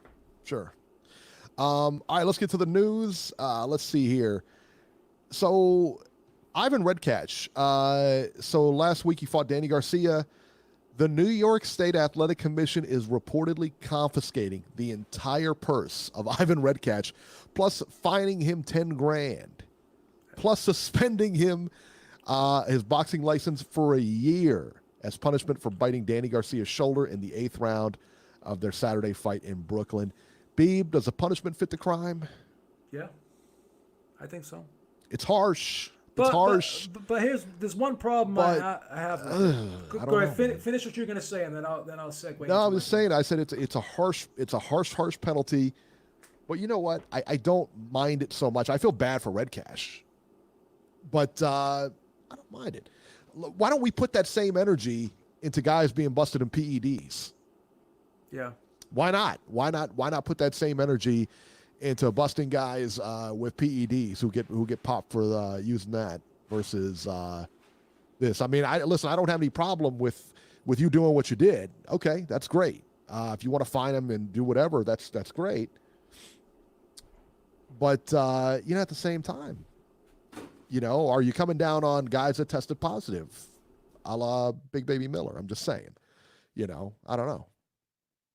What were your thoughts on this? Yeah. My only problem with the whole thing is the ref didn't actually see him bite him. Well, they got it on video. I see but the ref didn't make the decision. The commission did. Oh, the commission. Oh, the athletic commission did. Okay, yeah. Okay. So yeah, I mean, the ref didn't see it. That's why no points or anything were taken away. They're basing it off the video then, which is fine. I'm not against that. Okay, I got you. Andy Ruiz is in the news this week. Dillian White has been calling him out for seemingly weeks on Twitter, and on social media. And Andy Ruiz passed on a fight with Dillian White. He says, I wanted to fight you before and you didn't want to fight, so I'm going to move on to better things. This seemed like a real good fight for Ruiz. It seemed like a fight that puts him right back in the driver's seat, right back in contention. Doesn't want to do it. Beeb, what's going on with this guy? I haven't really been a fan of Andy Ruiz's behavior ever since he lost to Joshua in the rematch. I don't know, man. Yeah. I don't like I wasn't on board with the whole Robles firing. Am I going to sit here and believe that all of a sudden this guy is just going to turn everything around? And Bob Arum said it perfectly. He said, yeah, he probably will turn it around. But how long will the turnaround last? That's it. Based off of the experience that I've had with him as a promoter, he'll look good for 1 or 2 fights, and then he'll go back to his old ways. Yeah. So consistency. This Dillian White fight, once again, nice little payday for him, but I don't know if there's somebody in his ear telling him that it's not a good fight or whatever. But who else is he going to fight? Now here's the thing: if you come out and say, well, I want to, I was just in 2 tough fights with somebody. I want to kind of a stay busy fight. If you come out and say that, fine, okay. Will I like it? Probably not. But yeah. Will I accept it? Yeah. But again, don't come out and say I'll fight anybody. I'm this. I'm that. I'm willing to do whatever it takes. I'm still the best fighter in the world. And then this fight presents itself, and you're saying that you want it, but you're trying to make up some type of reason why the fight's not happening. Like what reason is what is the reason for this fight, for you not accepting the fight? Like fight him. Explain why this fight could not get made. I heard that there was another $6-7 million payday being thrown his way for this fight. That's what I heard too. I heard it was a big one. Yeah. What do you expect? You were the heavyweight champion, and as the heavyweight champion, I think what did you get, $9 million for that fight? Yeah. You're not the heavyweight champion anymore, and they're still giving you a purse that's comparable to what you made when you were the champion. after losing the title and in the fashion that you lost it, and admitting that you weren't prepared for the fight and that you didn't train for it to the best of your ability, and you're being rewarded with another big payday on the back end of this, but you're saying no? Again, it has to speak. It has to say. I have to say to myself, and this evidence that's put in front of me here, it speaks to reasoning that maybe he doesn't think it's a good fight for him. Maybe he's questioning whether or not he can win the fight. Why would you turn down $7 million? It's not a good look. Steve Kim wrote an article this week on ESPN, and I didn't read it. I just saw the title, and it said something to the effect of, let me see if I can find it here. Yeah, which trainer can save the career of Andy Ruiz Jr.? Teddy Atlas, Freddie Roach. Who's the best suited trainer for former heavyweight unified world title holder Andy Ruiz Jr.? And, again, I haven't read the article, so I don't know anything about it. But the quick answer to that is nobody. Nobody can save Andy Ruiz because Andy Ruiz has to save himself. I was about to say that. Andy Ruiz, Andy Ruiz has to do the work. It doesn't matter if you get Robert Garcia, anybody.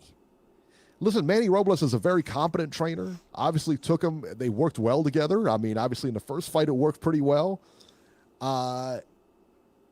And that's it. I mean, Earthquake said Andy needs to fix himself. That's the thing. Nobody's going to fix him. You can get Teddy Atlas in there, who's as hard-nosed as you get. It ain't going to work.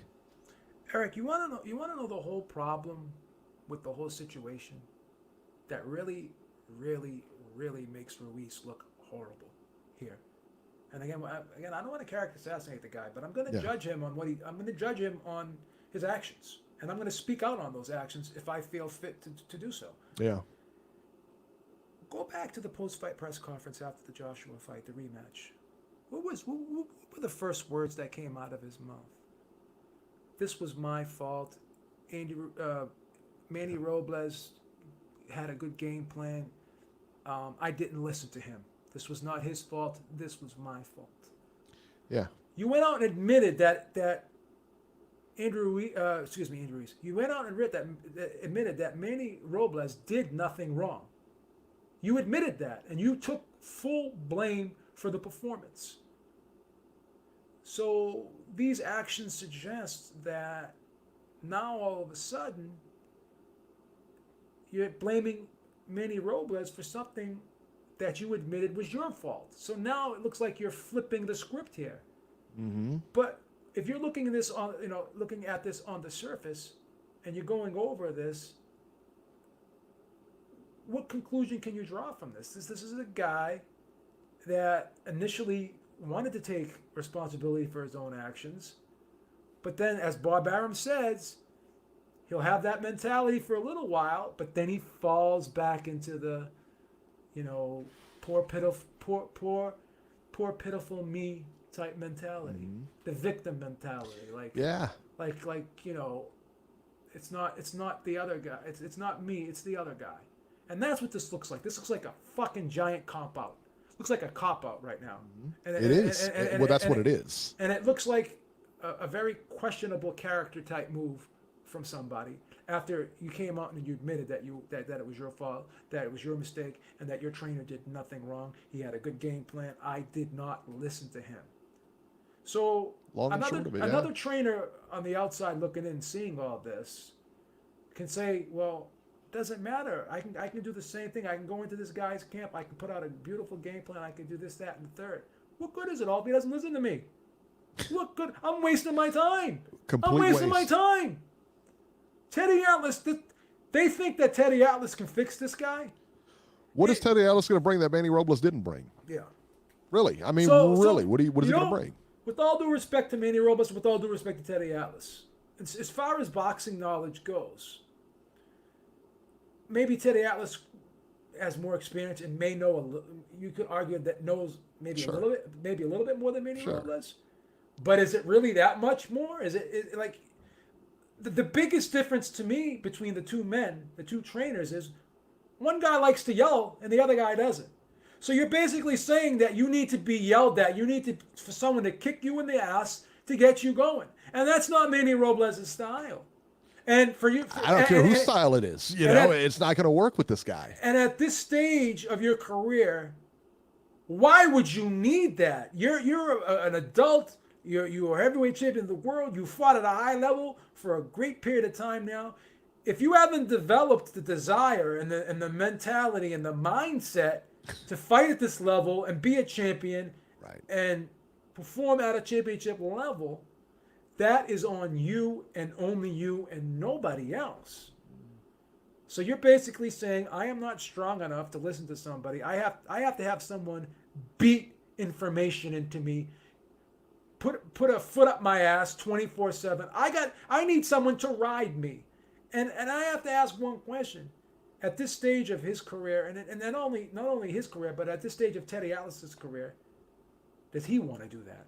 Right. Does he want to have to go in there and babysit and ride somebody? Because that's what it's going to be. You know? Yeah, I agree. He did it with Michael Moore, but didn't last because after a while he seemed as though he just didn't want to do it anymore. It just wasn't working out. Those types of relationships never work. They never work. When you have to push somebody and you have to give more of yourself than that person is giving of their self. If you're putting in 100% and another guy's only putting in 50%, that could never work. No. That mathematical equation doesn't work in any facet of life. Any relationship you're ever in, it never works. It never works. Never. All right, let's go to the phones here real quick. We're going to talk to Georgie, and then we're going to talk about the Lou DiBella and Deontay Wilder thing. So 508, you're live. Hey, yo, what's happening, people? What's happening, Georgie? Everybody. My dude, I'm sitting bricks. And you're scared of that coronavirus? You know the coronavirus is nothing but a Definitely flu, right? It's nothing but a flu. Everybody's scared of this whole thing. It's nothing but a flu. What's the matter with you? But in Rikers, everybody's piled up. I don't know. So, Yeah, but don't they have a good medical plan in place over at Rikers? They got a good doctor over there, don't they? Is the infirmary packed over there? Doesn't the resident physician over there, isn't he held in high regard? Isn't he? I don't know, bro. All I'm saying, but you go by those numbers, that shit is crazy. But let's go to boxing. Everybody be safe. Get a lot of food. Get your fireworks. And get ready. Besides that, on boxing, what the fuck is going on? Who was fighting last night? I didn't even give a fuck. Who was thrown down? Ugas and Mike Dallas. And who just fuck him up? Ugas won the fight. Did you not listen? I mean, you've been on here since we started. Did you not listen? What's the matter with you? Pay I attention, know I'm kid. multitasking, baby, doing a few Falling things at the asleep same over there? time. Here supporting. I'm just supporting, baby. You're the Just man. supporting. You always support Listen, us. there is not a lot of fights. There is not a lot of fights really that I was interested in, but I took a pick on the BBC side, and I think they're showing this video about this oncoming dude, Tito, and he was fighting this white cat was like Colado, yeah, with that's a the guy from record Las like Vegas. Yep. 5-3-2. Yeah. And it was an upset, so that was a nice little scrap. Yeah, that was a good one. I mean, it was exciting. That's what I be telling you guys. We got to let these guys yawn. Go out there and take a little chances like that. And if they fly, they graduate, they do it. They don't, they don't. But sometimes it takes too long for these people to really fight. So, I don't know who else fighting next. Anything worth it? Next week, Gary Russell. So we only got what the Fury Wilder. February 22nd. Yeah, that's coming up. John Jones fights next weekend, I think. Oh yeah, that's right. Yeah, John Jones and that other guy, Reyes, maybe? I don't know. Dominic Reyes, maybe? I know. Junkies everywhere, baby. Junkies everywhere. Listen, bro. Listen. This shit is like, what you want to talk about, Lou? Lou is pro PBC. You guys want to talk about like Eddie? I mean, Eddie got tickets. He got the receipt. Showing how he been showing fucking offers to fucking Ortiz. They refused in the camp. They then refused the offer. They don't know who refused. So these get mad. Blah blah blah blah. We got that evidence. We got Eddie show we received for the Charlo not making the fight. We got Lord Duba already singing like a bird. What the fuck else you want? Didn't Al Heyman didn't cut blood fucking Madison Regal and Leo and Regal, and we can go down the line how many fucking fights he have cut blood. So what we talking about?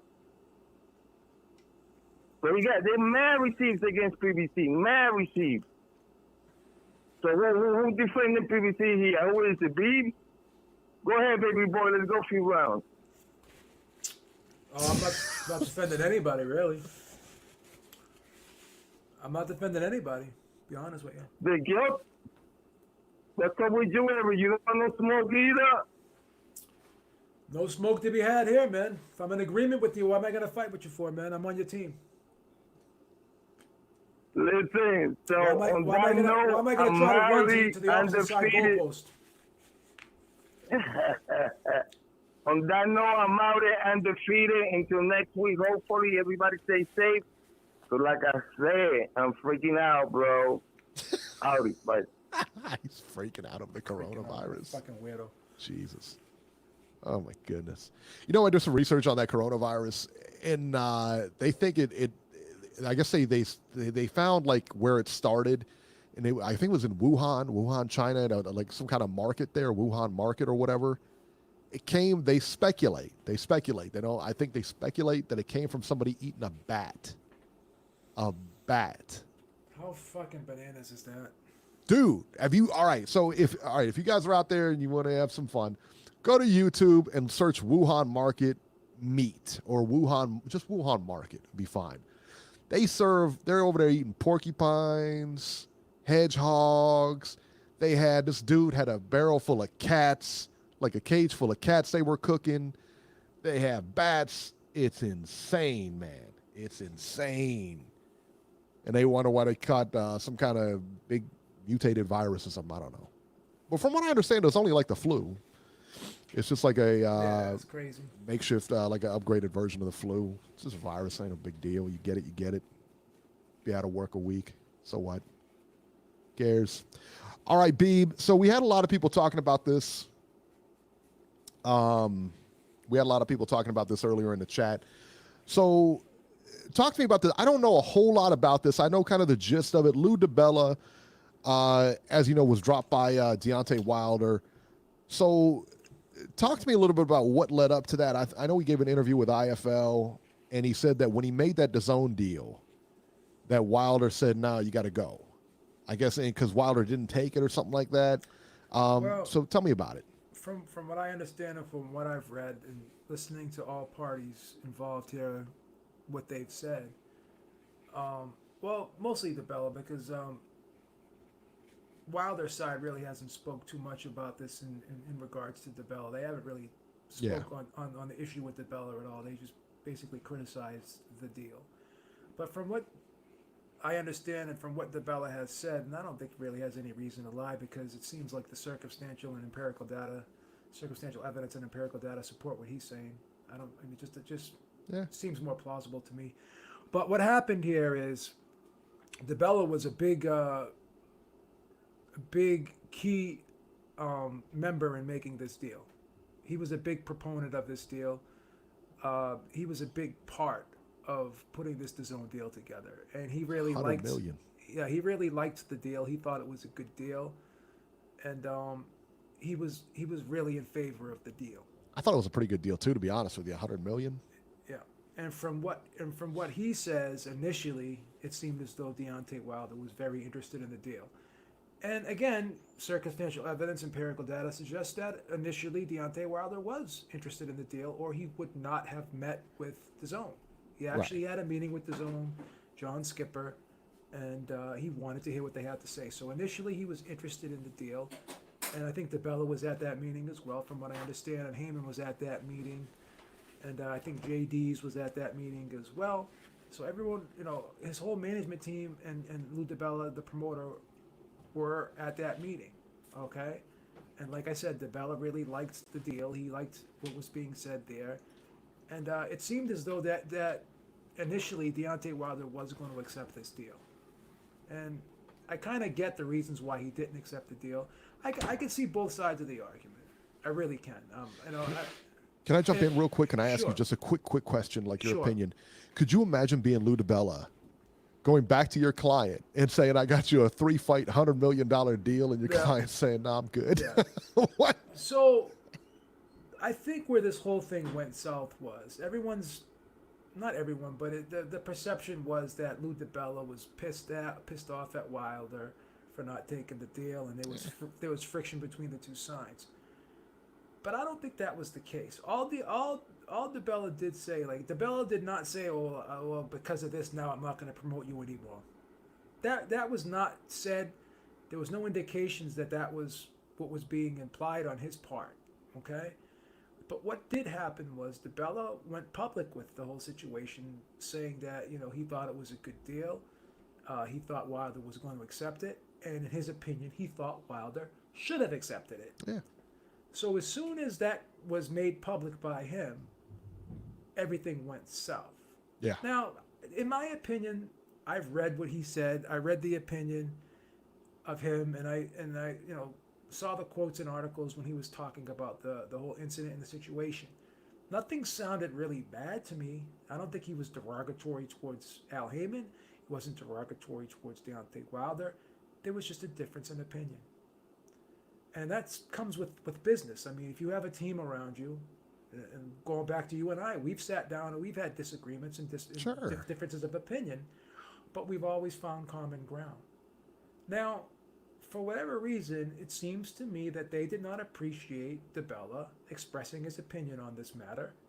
And as soon as his comments were made public, he was no longer the promoter. Yeah. Now, once again, you got a team around you. You hire these people to help you and support you. You want to hear their opinion. Yeah. Let me ask you this. Are you going to hire somebody that's just going to tell you what you want to hear? Even if they don't believe that is the right thing for you? Now, it's one thing coming out and being combative about it and being hostile about it and saying, how the fuck Right. could you, but DiBella didn't come at Deontay Wilder like that. He didn't say, oh, well, Deontay Wilder's a fool for not accepting it. None of that. All he said was he thought the deal was a good deal. Deontay Wilder should have taken it, and he was surprised that he did not take it. Yeah. That's all. That's all he That's said. it. You can go back and read the quotes. So, because the guy voiced his own opinion and he wasn't a yes man and didn't tell you what you wanted to hear, now you get rid of the guy. Now, once again, did Heyman feel upset and offended by Lou DiBella's comments? And did he tell and suggest that Deontay Wilder should no longer work with DiBella? Or did he step in and say, well, I don't want DiBella to be part of my shows anymore because it's his company, PBC, whatever. Was it a decision that Wilder made, or was it a decision that Heyman made? Because he felt as though maybe DiBella was being disloyal towards the team because he was going against the grain. It seems like a lot of people over there, whether it be the fighters, whether it be their teams, whether it be the trainers, regardless, they put a lot of stock into what Al Heyman has to say, and it's almost as if they follow what he has to say like it's gospel. And I don't think, from what I understand, and again, this is just my opinion, I don't think you're really allowed to disagree with Al Heyman, and if you do, there's repercussions to it. It's possible. That's very possible, the takeaway that I have. So once again, this probably wasn't a thing with Deontay Wilder. This is more of an Al Heyman thing. But again, it falls back on Deontay Wilder because he's running the ship. He could say, well, that's your opinion, Al. I still don't have a problem with Lou. We just had a disagreement here, blah blah blah. But apparently, these fighters, like I said, will follow, lockstep with what Al Heyman has to say. That's Right. the impression that we're getting here. When you ask them questions, their answers are, well, it's up to Al Heyman. Whatever Al Heyman wants. These guys are putting their livelihood in one man's hands and doing it, without reservation at all. They're putting full confidence into one man. Yeah. And it doesn't seem like they're questioning anything this guy has to say. They're not giving it a second thought. No, imagine in all, but Go ahead, if go I ahead. can play devil's advocate here for a minute, Al Heyman does have a pretty good track record, though.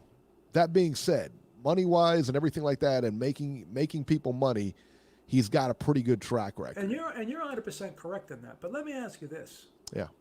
is everyone 100% right? Does everyone bat 1,000? No. And when you hire people out there, I think you want to get different opinions.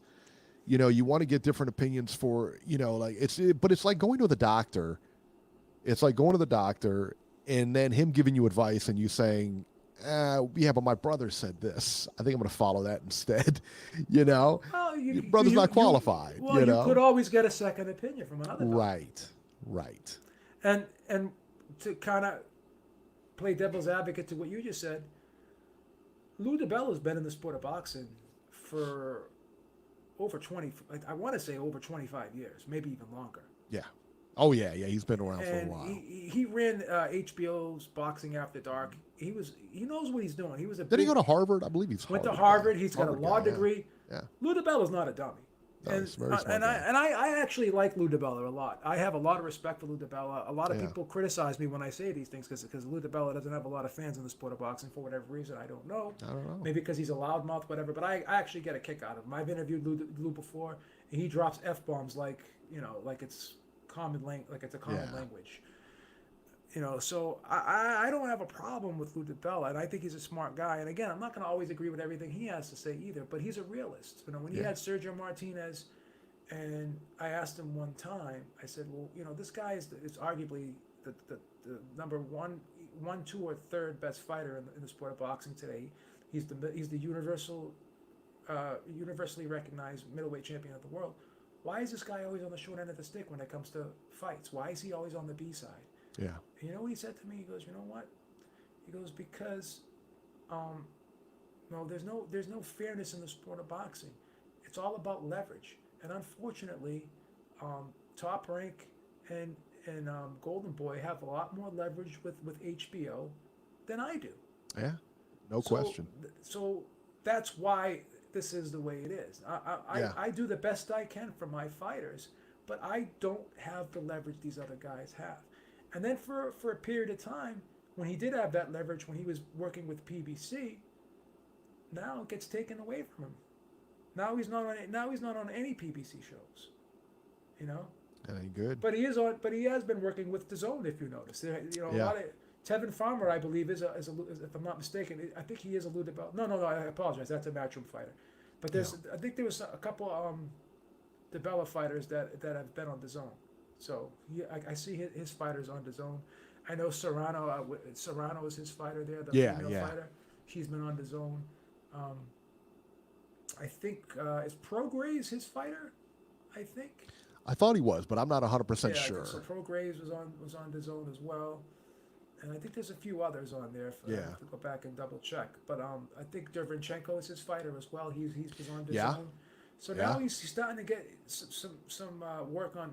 He's getting some connections on DAZN.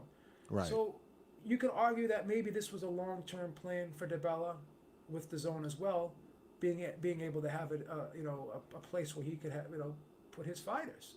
And I think in a lot of instances, I think Derevyanchenko used to be a PBC fighter, but I think certain fighters are getting better.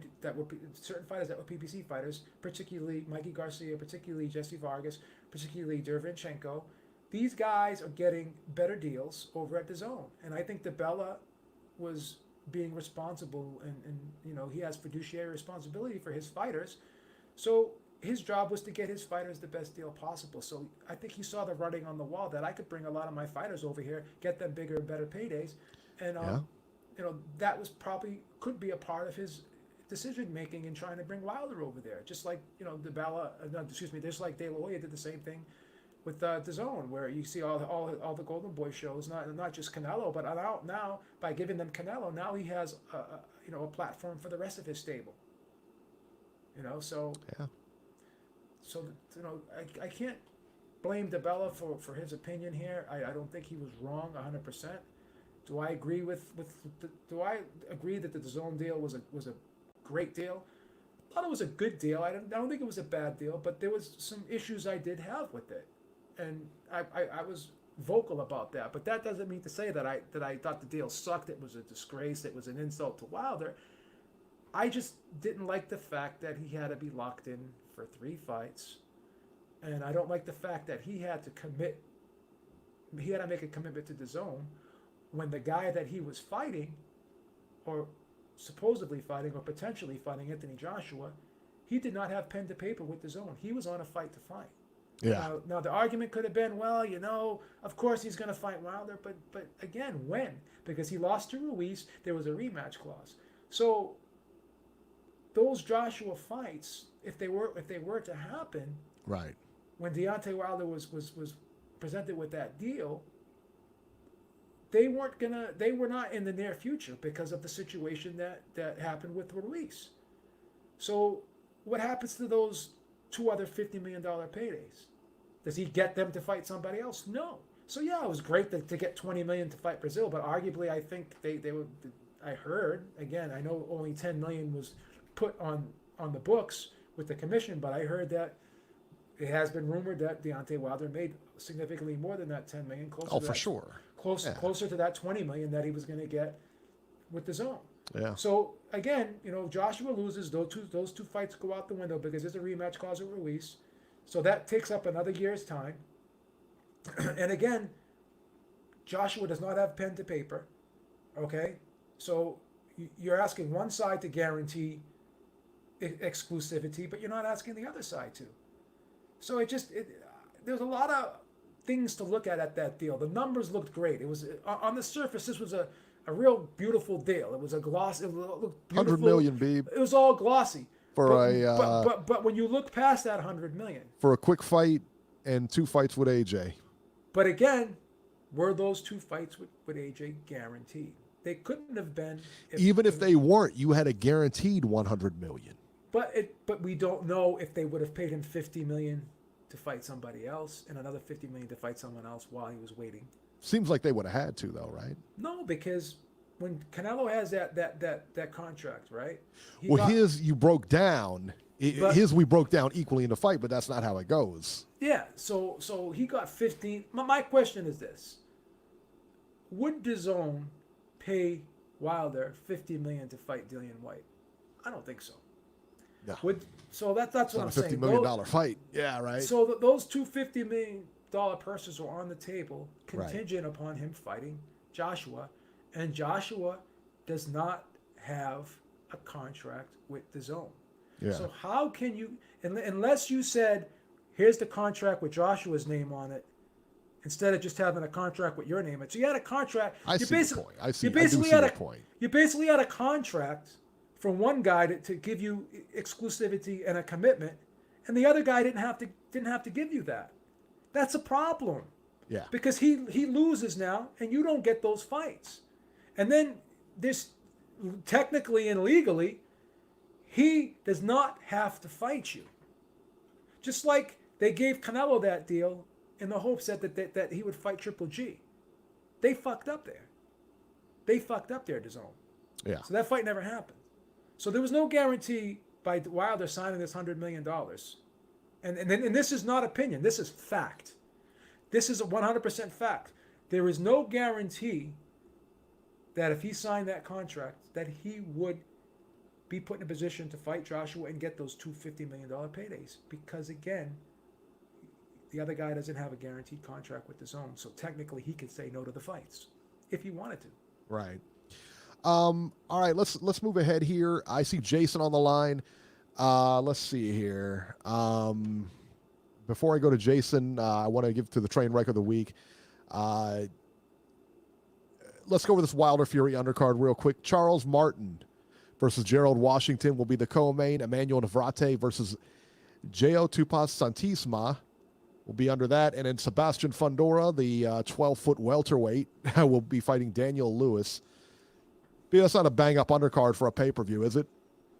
For a pay-per-view, really? That's what you're putting on? I don't think I have to answer that question. That's pretty Wow, obvious that's that not it's good, man. That's not good. And both sides to blame for that, both Top Rank and PBC. That's awful, guys. Come on, guys. Get it together over there. All right, let's go to our train wreck of the week. Gervonta Davis.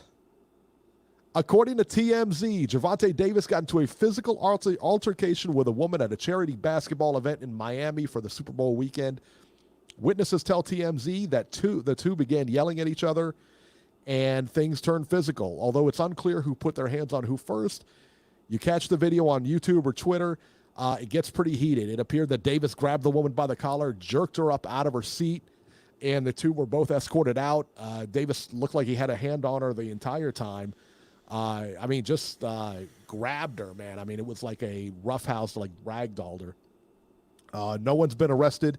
TMZ reporting that people behind the event obviously are very upset at Davis. Listen, man, this is not a good look for Davis at all. Not a good look. Beeb, what are your thoughts on that? This was horrible for Davis. And instead of just coming out and saying, I'm sorry, it was inappropriate behavior, he came out and tried to justify it and defend it. Always the worst thing you can do. I hate it when someone tries to defend themselves with a whataboutism or, well, this could have been worse or that could have been worse. Right. So that would be like me walking up to somebody and punching them in the face, right? And then getting called out for it. And then my defense is, well, at least I didn't kill the guy. Yeah. Yeah, but I punched the guy and I broke his nose. I caused physical harm to somebody when I should have used restraint. Mm-hmm. And I know we all get mad, we all lose our temper, but you should never, ever, I don't care. Unless a girl or a woman has a gun and she's getting ready to kill me, then I'm not putting my hands on her. No, it's crazy. Jason, 706, defend your boy. Let's hear it. Defend it. I don't know where you fucking start. I'll defend get it later, but guys, shut up, dude. Let me talk without interrupting. Steve, I'm surprised I'm surprised you're all delusional about this food developer situation. He was never Wilder's promoter. I don't know why you're saying that. No, he wasn't. He didn't have a he didn't have a contract with him. You're 100% right. He didn't have a contract. I know, but let me finish. He was the PBC East Coast promoter. That's it. That's true. His job was to do was promote East Coast events at Barclays. He promoted Spence. He promoted Charlo's. He promoted Wilder. He just got carried away with himself because Wilder was nice to him. And he thought, oh, I've got authority over Wilder, and I can go behind Heyman's back. You don't do that shit. Heyman puts you on the biggest position of your life. DeBella never promoted big shows like that in his life. How do you know he went behind Heyman's back? One big show in 20 years with Sir. How do you know he went behind Heyman's back? He went behind Heyman's back. Jason, they all sat down. Jason, they all sat down together at the meeting. Of course he went behind his back. Jason, you have no idea. Jason, they all sat down You're together. An idiot, dude. Jason, okay, yeah, I spat off like nonsense. Jason, absolutely. let me just say one thing. You made some good points, but one thing you're factually incorrect about one thing. I'm not even done yet. I just got started. Let me finish. But let me just say one thing. Let me say one thing though. Let me say one thing. I just want to say one thing, and I will stop talking for the rest of this call. Go ahead. He couldn't have gone behind his back because Heyman was at the meeting with DeBella and JD's. Oh. So he couldn't have gone behind his back. That's not what I mean. Yeah, no, that's not what I mean. That's not what I mean. He shouldn't be having discussions about Wilder without anybody because he's not in a position to be in fucking in control of his career. He's a fucking employee, not like a. Clearly he was, or else the meeting wouldn't have happened. Al. Why would DAZN take a meeting with a guy who's meaningless in Wilder's career? Shut up. DAZN took a meeting without him and then. You're a moron, son. What are you talking about, dude? Shut up. You don't even know. You don't know what you're talking about, son. You got no idea. And this guy Eric is talking about a Wilder fight would be promoted. Wilder would have to be like AJ fight promise. Do you even know in the Ali Act it says you can't promise fight? You can't fucking write in the contract the fighter's going to fight this guy. Still got $100 million. In boxing. It's a $100 million contract. Retard, okay? $100 million contract. What $100 million? What contract? The one they offered him. The one they I'm offered being him. an idiot, dude. The one they offered what him. What contract? You didn't see $100 million contract. But here's the thing, people. You never saw the contract. You never saw it either, son. But here's the thing people keep missing. Everyone says. So why are you crying about it? Wait, I'm not crying about anything. Jason, I'm going to help you out here, Jason. I'm going to help you out here. You're crying about it too. Jason, let me help you out here. Go Let ahead. me help you out here. Let me help you out here. I don't need help, dude. Now, you need help, trust me. Wait a minute. Let me help you out, please. Please let me help you out. Please let me help you out. Please let me help you out because this is gonna crush. About some boxing, not contract, man. This is gonna crush. What is this, a fucking contract show? Like, what Stop for a second. Take a breath. Take a breath. What would you like to talk about, Let me Jason? help you. Let me help you here. Let me help you here. Everyone keeps. Will you stop for 1 second, please? Everyone keeps saying that this $100 million was guaranteed. How do we know it was not guaranteed? Because this is what the deal said: $20 million for Brazil, $50 million for Joshua, and another $50 million in the rematch. Nowhere does it say that he is going to get. That makes no sense, Steve. That makes no sense. I'm defending you. Stop. Stop. Stop. I'm saying I'm defending you. I'm defending you. Everyone keeps saying the $100 million is guaranteed. Everyone keeps stop. Mute him, please. Mute him, please. Mute him, please. He's not letting me finish. Everyone keeps saying. Lorda, stop that fake laugh, Lorda. Come on. Everyone keeps saying the $100 million was guaranteed. We got you on mute, Jason. Everyone keeps saying this $100 million was guaranteed. No, it wasn't. It was only guaranteed unless he fought Joshua twice. And those fights were not guaranteed that he fights Joshua twice because Joshua didn't sign anything. So Right. it wasn't a guaranteed $100 million. Because nowhere did it say he gets $100 million to fight anybody. He had to fight Brazil, Joshua, and Joshua. That was the contract. He wasn't guaranteed $100 million no matter who he fought. And people keep saying that, and it's not right. Right. So he wasn't guaranteed $100 million. Only if you fought AJ. Only if he fought AJ. Only if you fought AJ. All right, there you go. Go ahead, Jason. Beeb, nobody cares about the $100 million. I don't even care if it's $10 million. Okay, let's just forget about it. Don't even bring up that stupid fucking number again. What about the $50 million Wilder offered AJ? Can we talk about that? Okay, let me. Yeah, we will. Listen, why are we talking about Brazil? Beeb, how can the zone offer Wilder $20 million for Brazil? Brazil is a fucking Al Heyman PBC fighter. I mean, you got to be fucking retarded to even say shit like that. You guys are like making shit up. Like, Brazil is an Al Heyman PBC fighter. How is the zone going to say, oh, we'll give you that guy much money for a PBC fighter? Al's not going to send Brazil to the zone to fight Wilder. You don't know anything, you guys son. are making shit up. You have no idea what you're talking about. What do you mean you don't know anything? Brazil's a PBC fighter. Brazil is signed to Al Heyman in PBC. What are you talking about? Son, why would he send make him a to the point. zone? Just go ahead and make your point, son. His point is Brazil doesn't have a contract with the zone, so how could they promise him? Did they promise him Brazil? They're not promising him Brazil. They didn't promise him Brazil, stupid. What they said. This is what they said. As an example, stupid. This is what they said. We will broadcast your. This is what they said. This is what they said. We will broadcast your fight with Brazil. Or they even said this. They said you could still fight anywhere you want, but we'll pay his purse. They offered to pay his purse. But he's did you catch Wilder all over the football and Super Bowl promotion on Fox? Beautiful. Watching him? Beautiful. I have, yes. Wonderful. Why the fuck would he leave that and go to a piece of shit app with less than 1 million subscribers? Like, you have to be a retard from Ohio to think you would leave national TV to go to app. Listen, I'm not a. You don't have to. Money. You don't have to convince. You don't have to convince. You don't. You don't have to convince me. You don't have to convince me. I was against the deal from the beginning. I didn't think it was a good deal from the beginning because again, you can't guarantee somebody. You can't guarantee somebody a fight with somebody who doesn't have a contract. So you're saying Wilder has to sign a contract and Joshua does not have a contract with the zone. How can you guarantee the fight if the other guy's not putting? Let's change subject. Just 6 months ago, PBC and Al Heyman offered that fucking moron from Philadelphia, Kevin Farmer, $2 million for one fight with Tank. They said, come over Showtime, fight Tank, we'll give you $2 million. He said, no way. That's too little. 2 nights ago, that moron fought for $500,000 an undercard and fucking got his ass kicked. So do we want to talk about that now? That Eddie Hearn and Lou DiBella blocked him from taking $2 million for Tank and got his ass kicked for $500K? I'd rather talk about how much money did Tank get for fighting that chick last night. To talk about that. How much did Tank get for fighting that chick last night? He didn't fight a chick.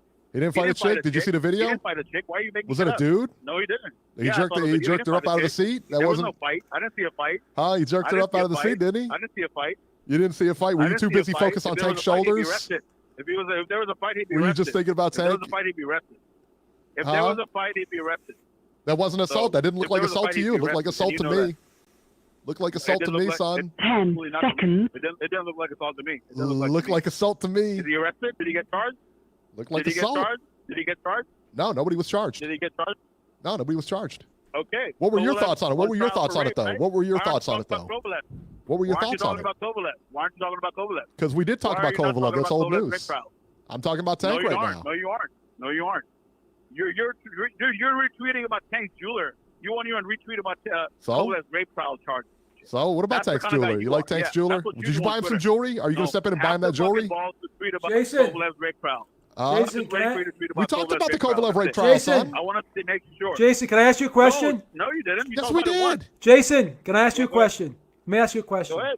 Yeah, go ahead. The woman that Tank grabbed like that and snatched her up out of her seat and pulled her like that. He pulled her like that, right? Can I ask you a question? Yeah. If that was your sister, your girlfriend, your mother, your aunt, how would you feel about that? Would you be? It depends on if it was Tank or not. Would you be saying? What about what Kovalev did? Oh my God. Yeah, if it was Tank, it'd be okay though. How would you feel about it? Just answer the question, please. Jesus Christ. Well, answer the question, son. Answer the question. How would you feel about that? Come on, Hokek, answer the question. Tell me. We could do that with anything. Come on, Hokek, answer the question. Well, if that was my sister, my girlfriend, my mother, my aunt, I would be pissed. I would be pissed. He didn't hit her.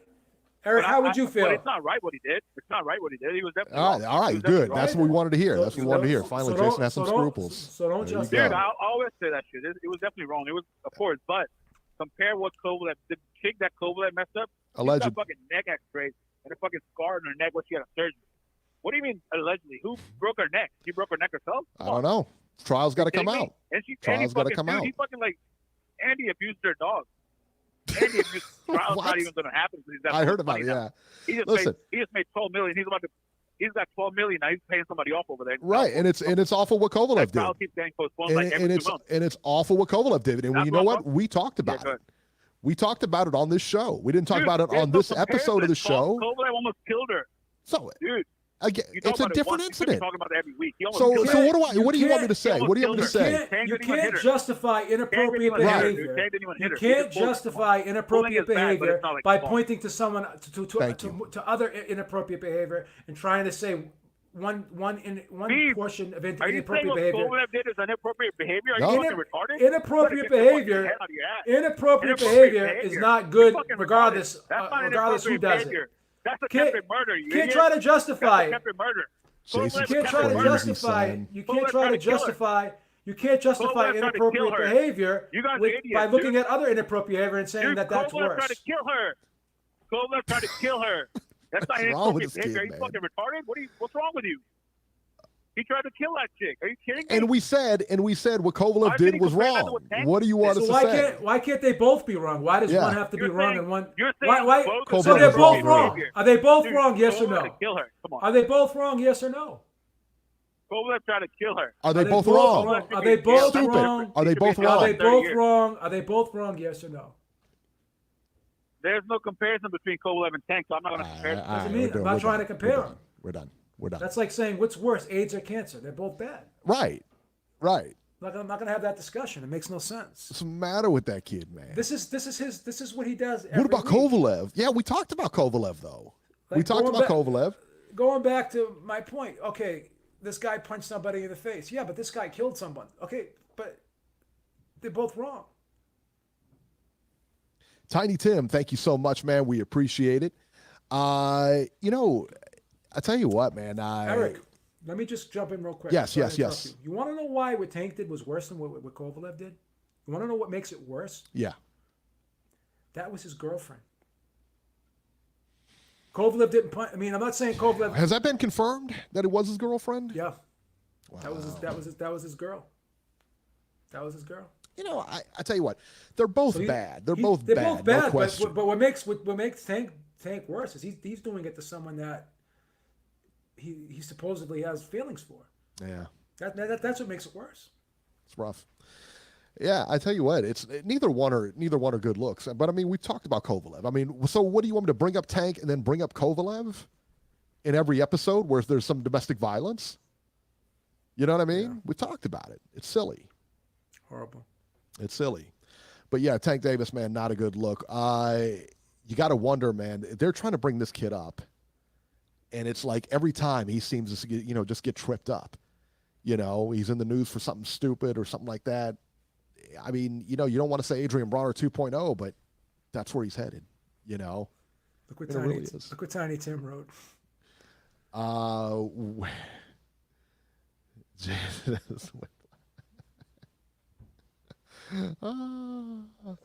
All right, moving on here. Naoya Inoue and Joel Casimero is set for Joel Rael Casimero is set for April 25th in Las Vegas. It is finally set. It is a solid fight. That was something we had for you last week, but it is now set. Another thing is that Big Baby Miller, Jarrell Big Baby Miller has signed officially with Top Rank.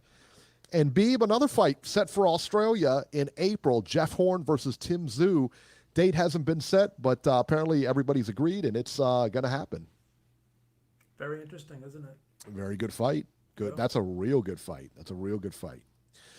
All right, guys, that'll do it for this edition of Ringside Reporter. As always, you can catch Joe Habib on Twitter at jhabib1 and find our YouTube channel at ringsidereporterlive.com. I'm at Ringside73, and we'll see you next week. Have a good time watching the Super Bowl, everyone, and we'll catch you soon.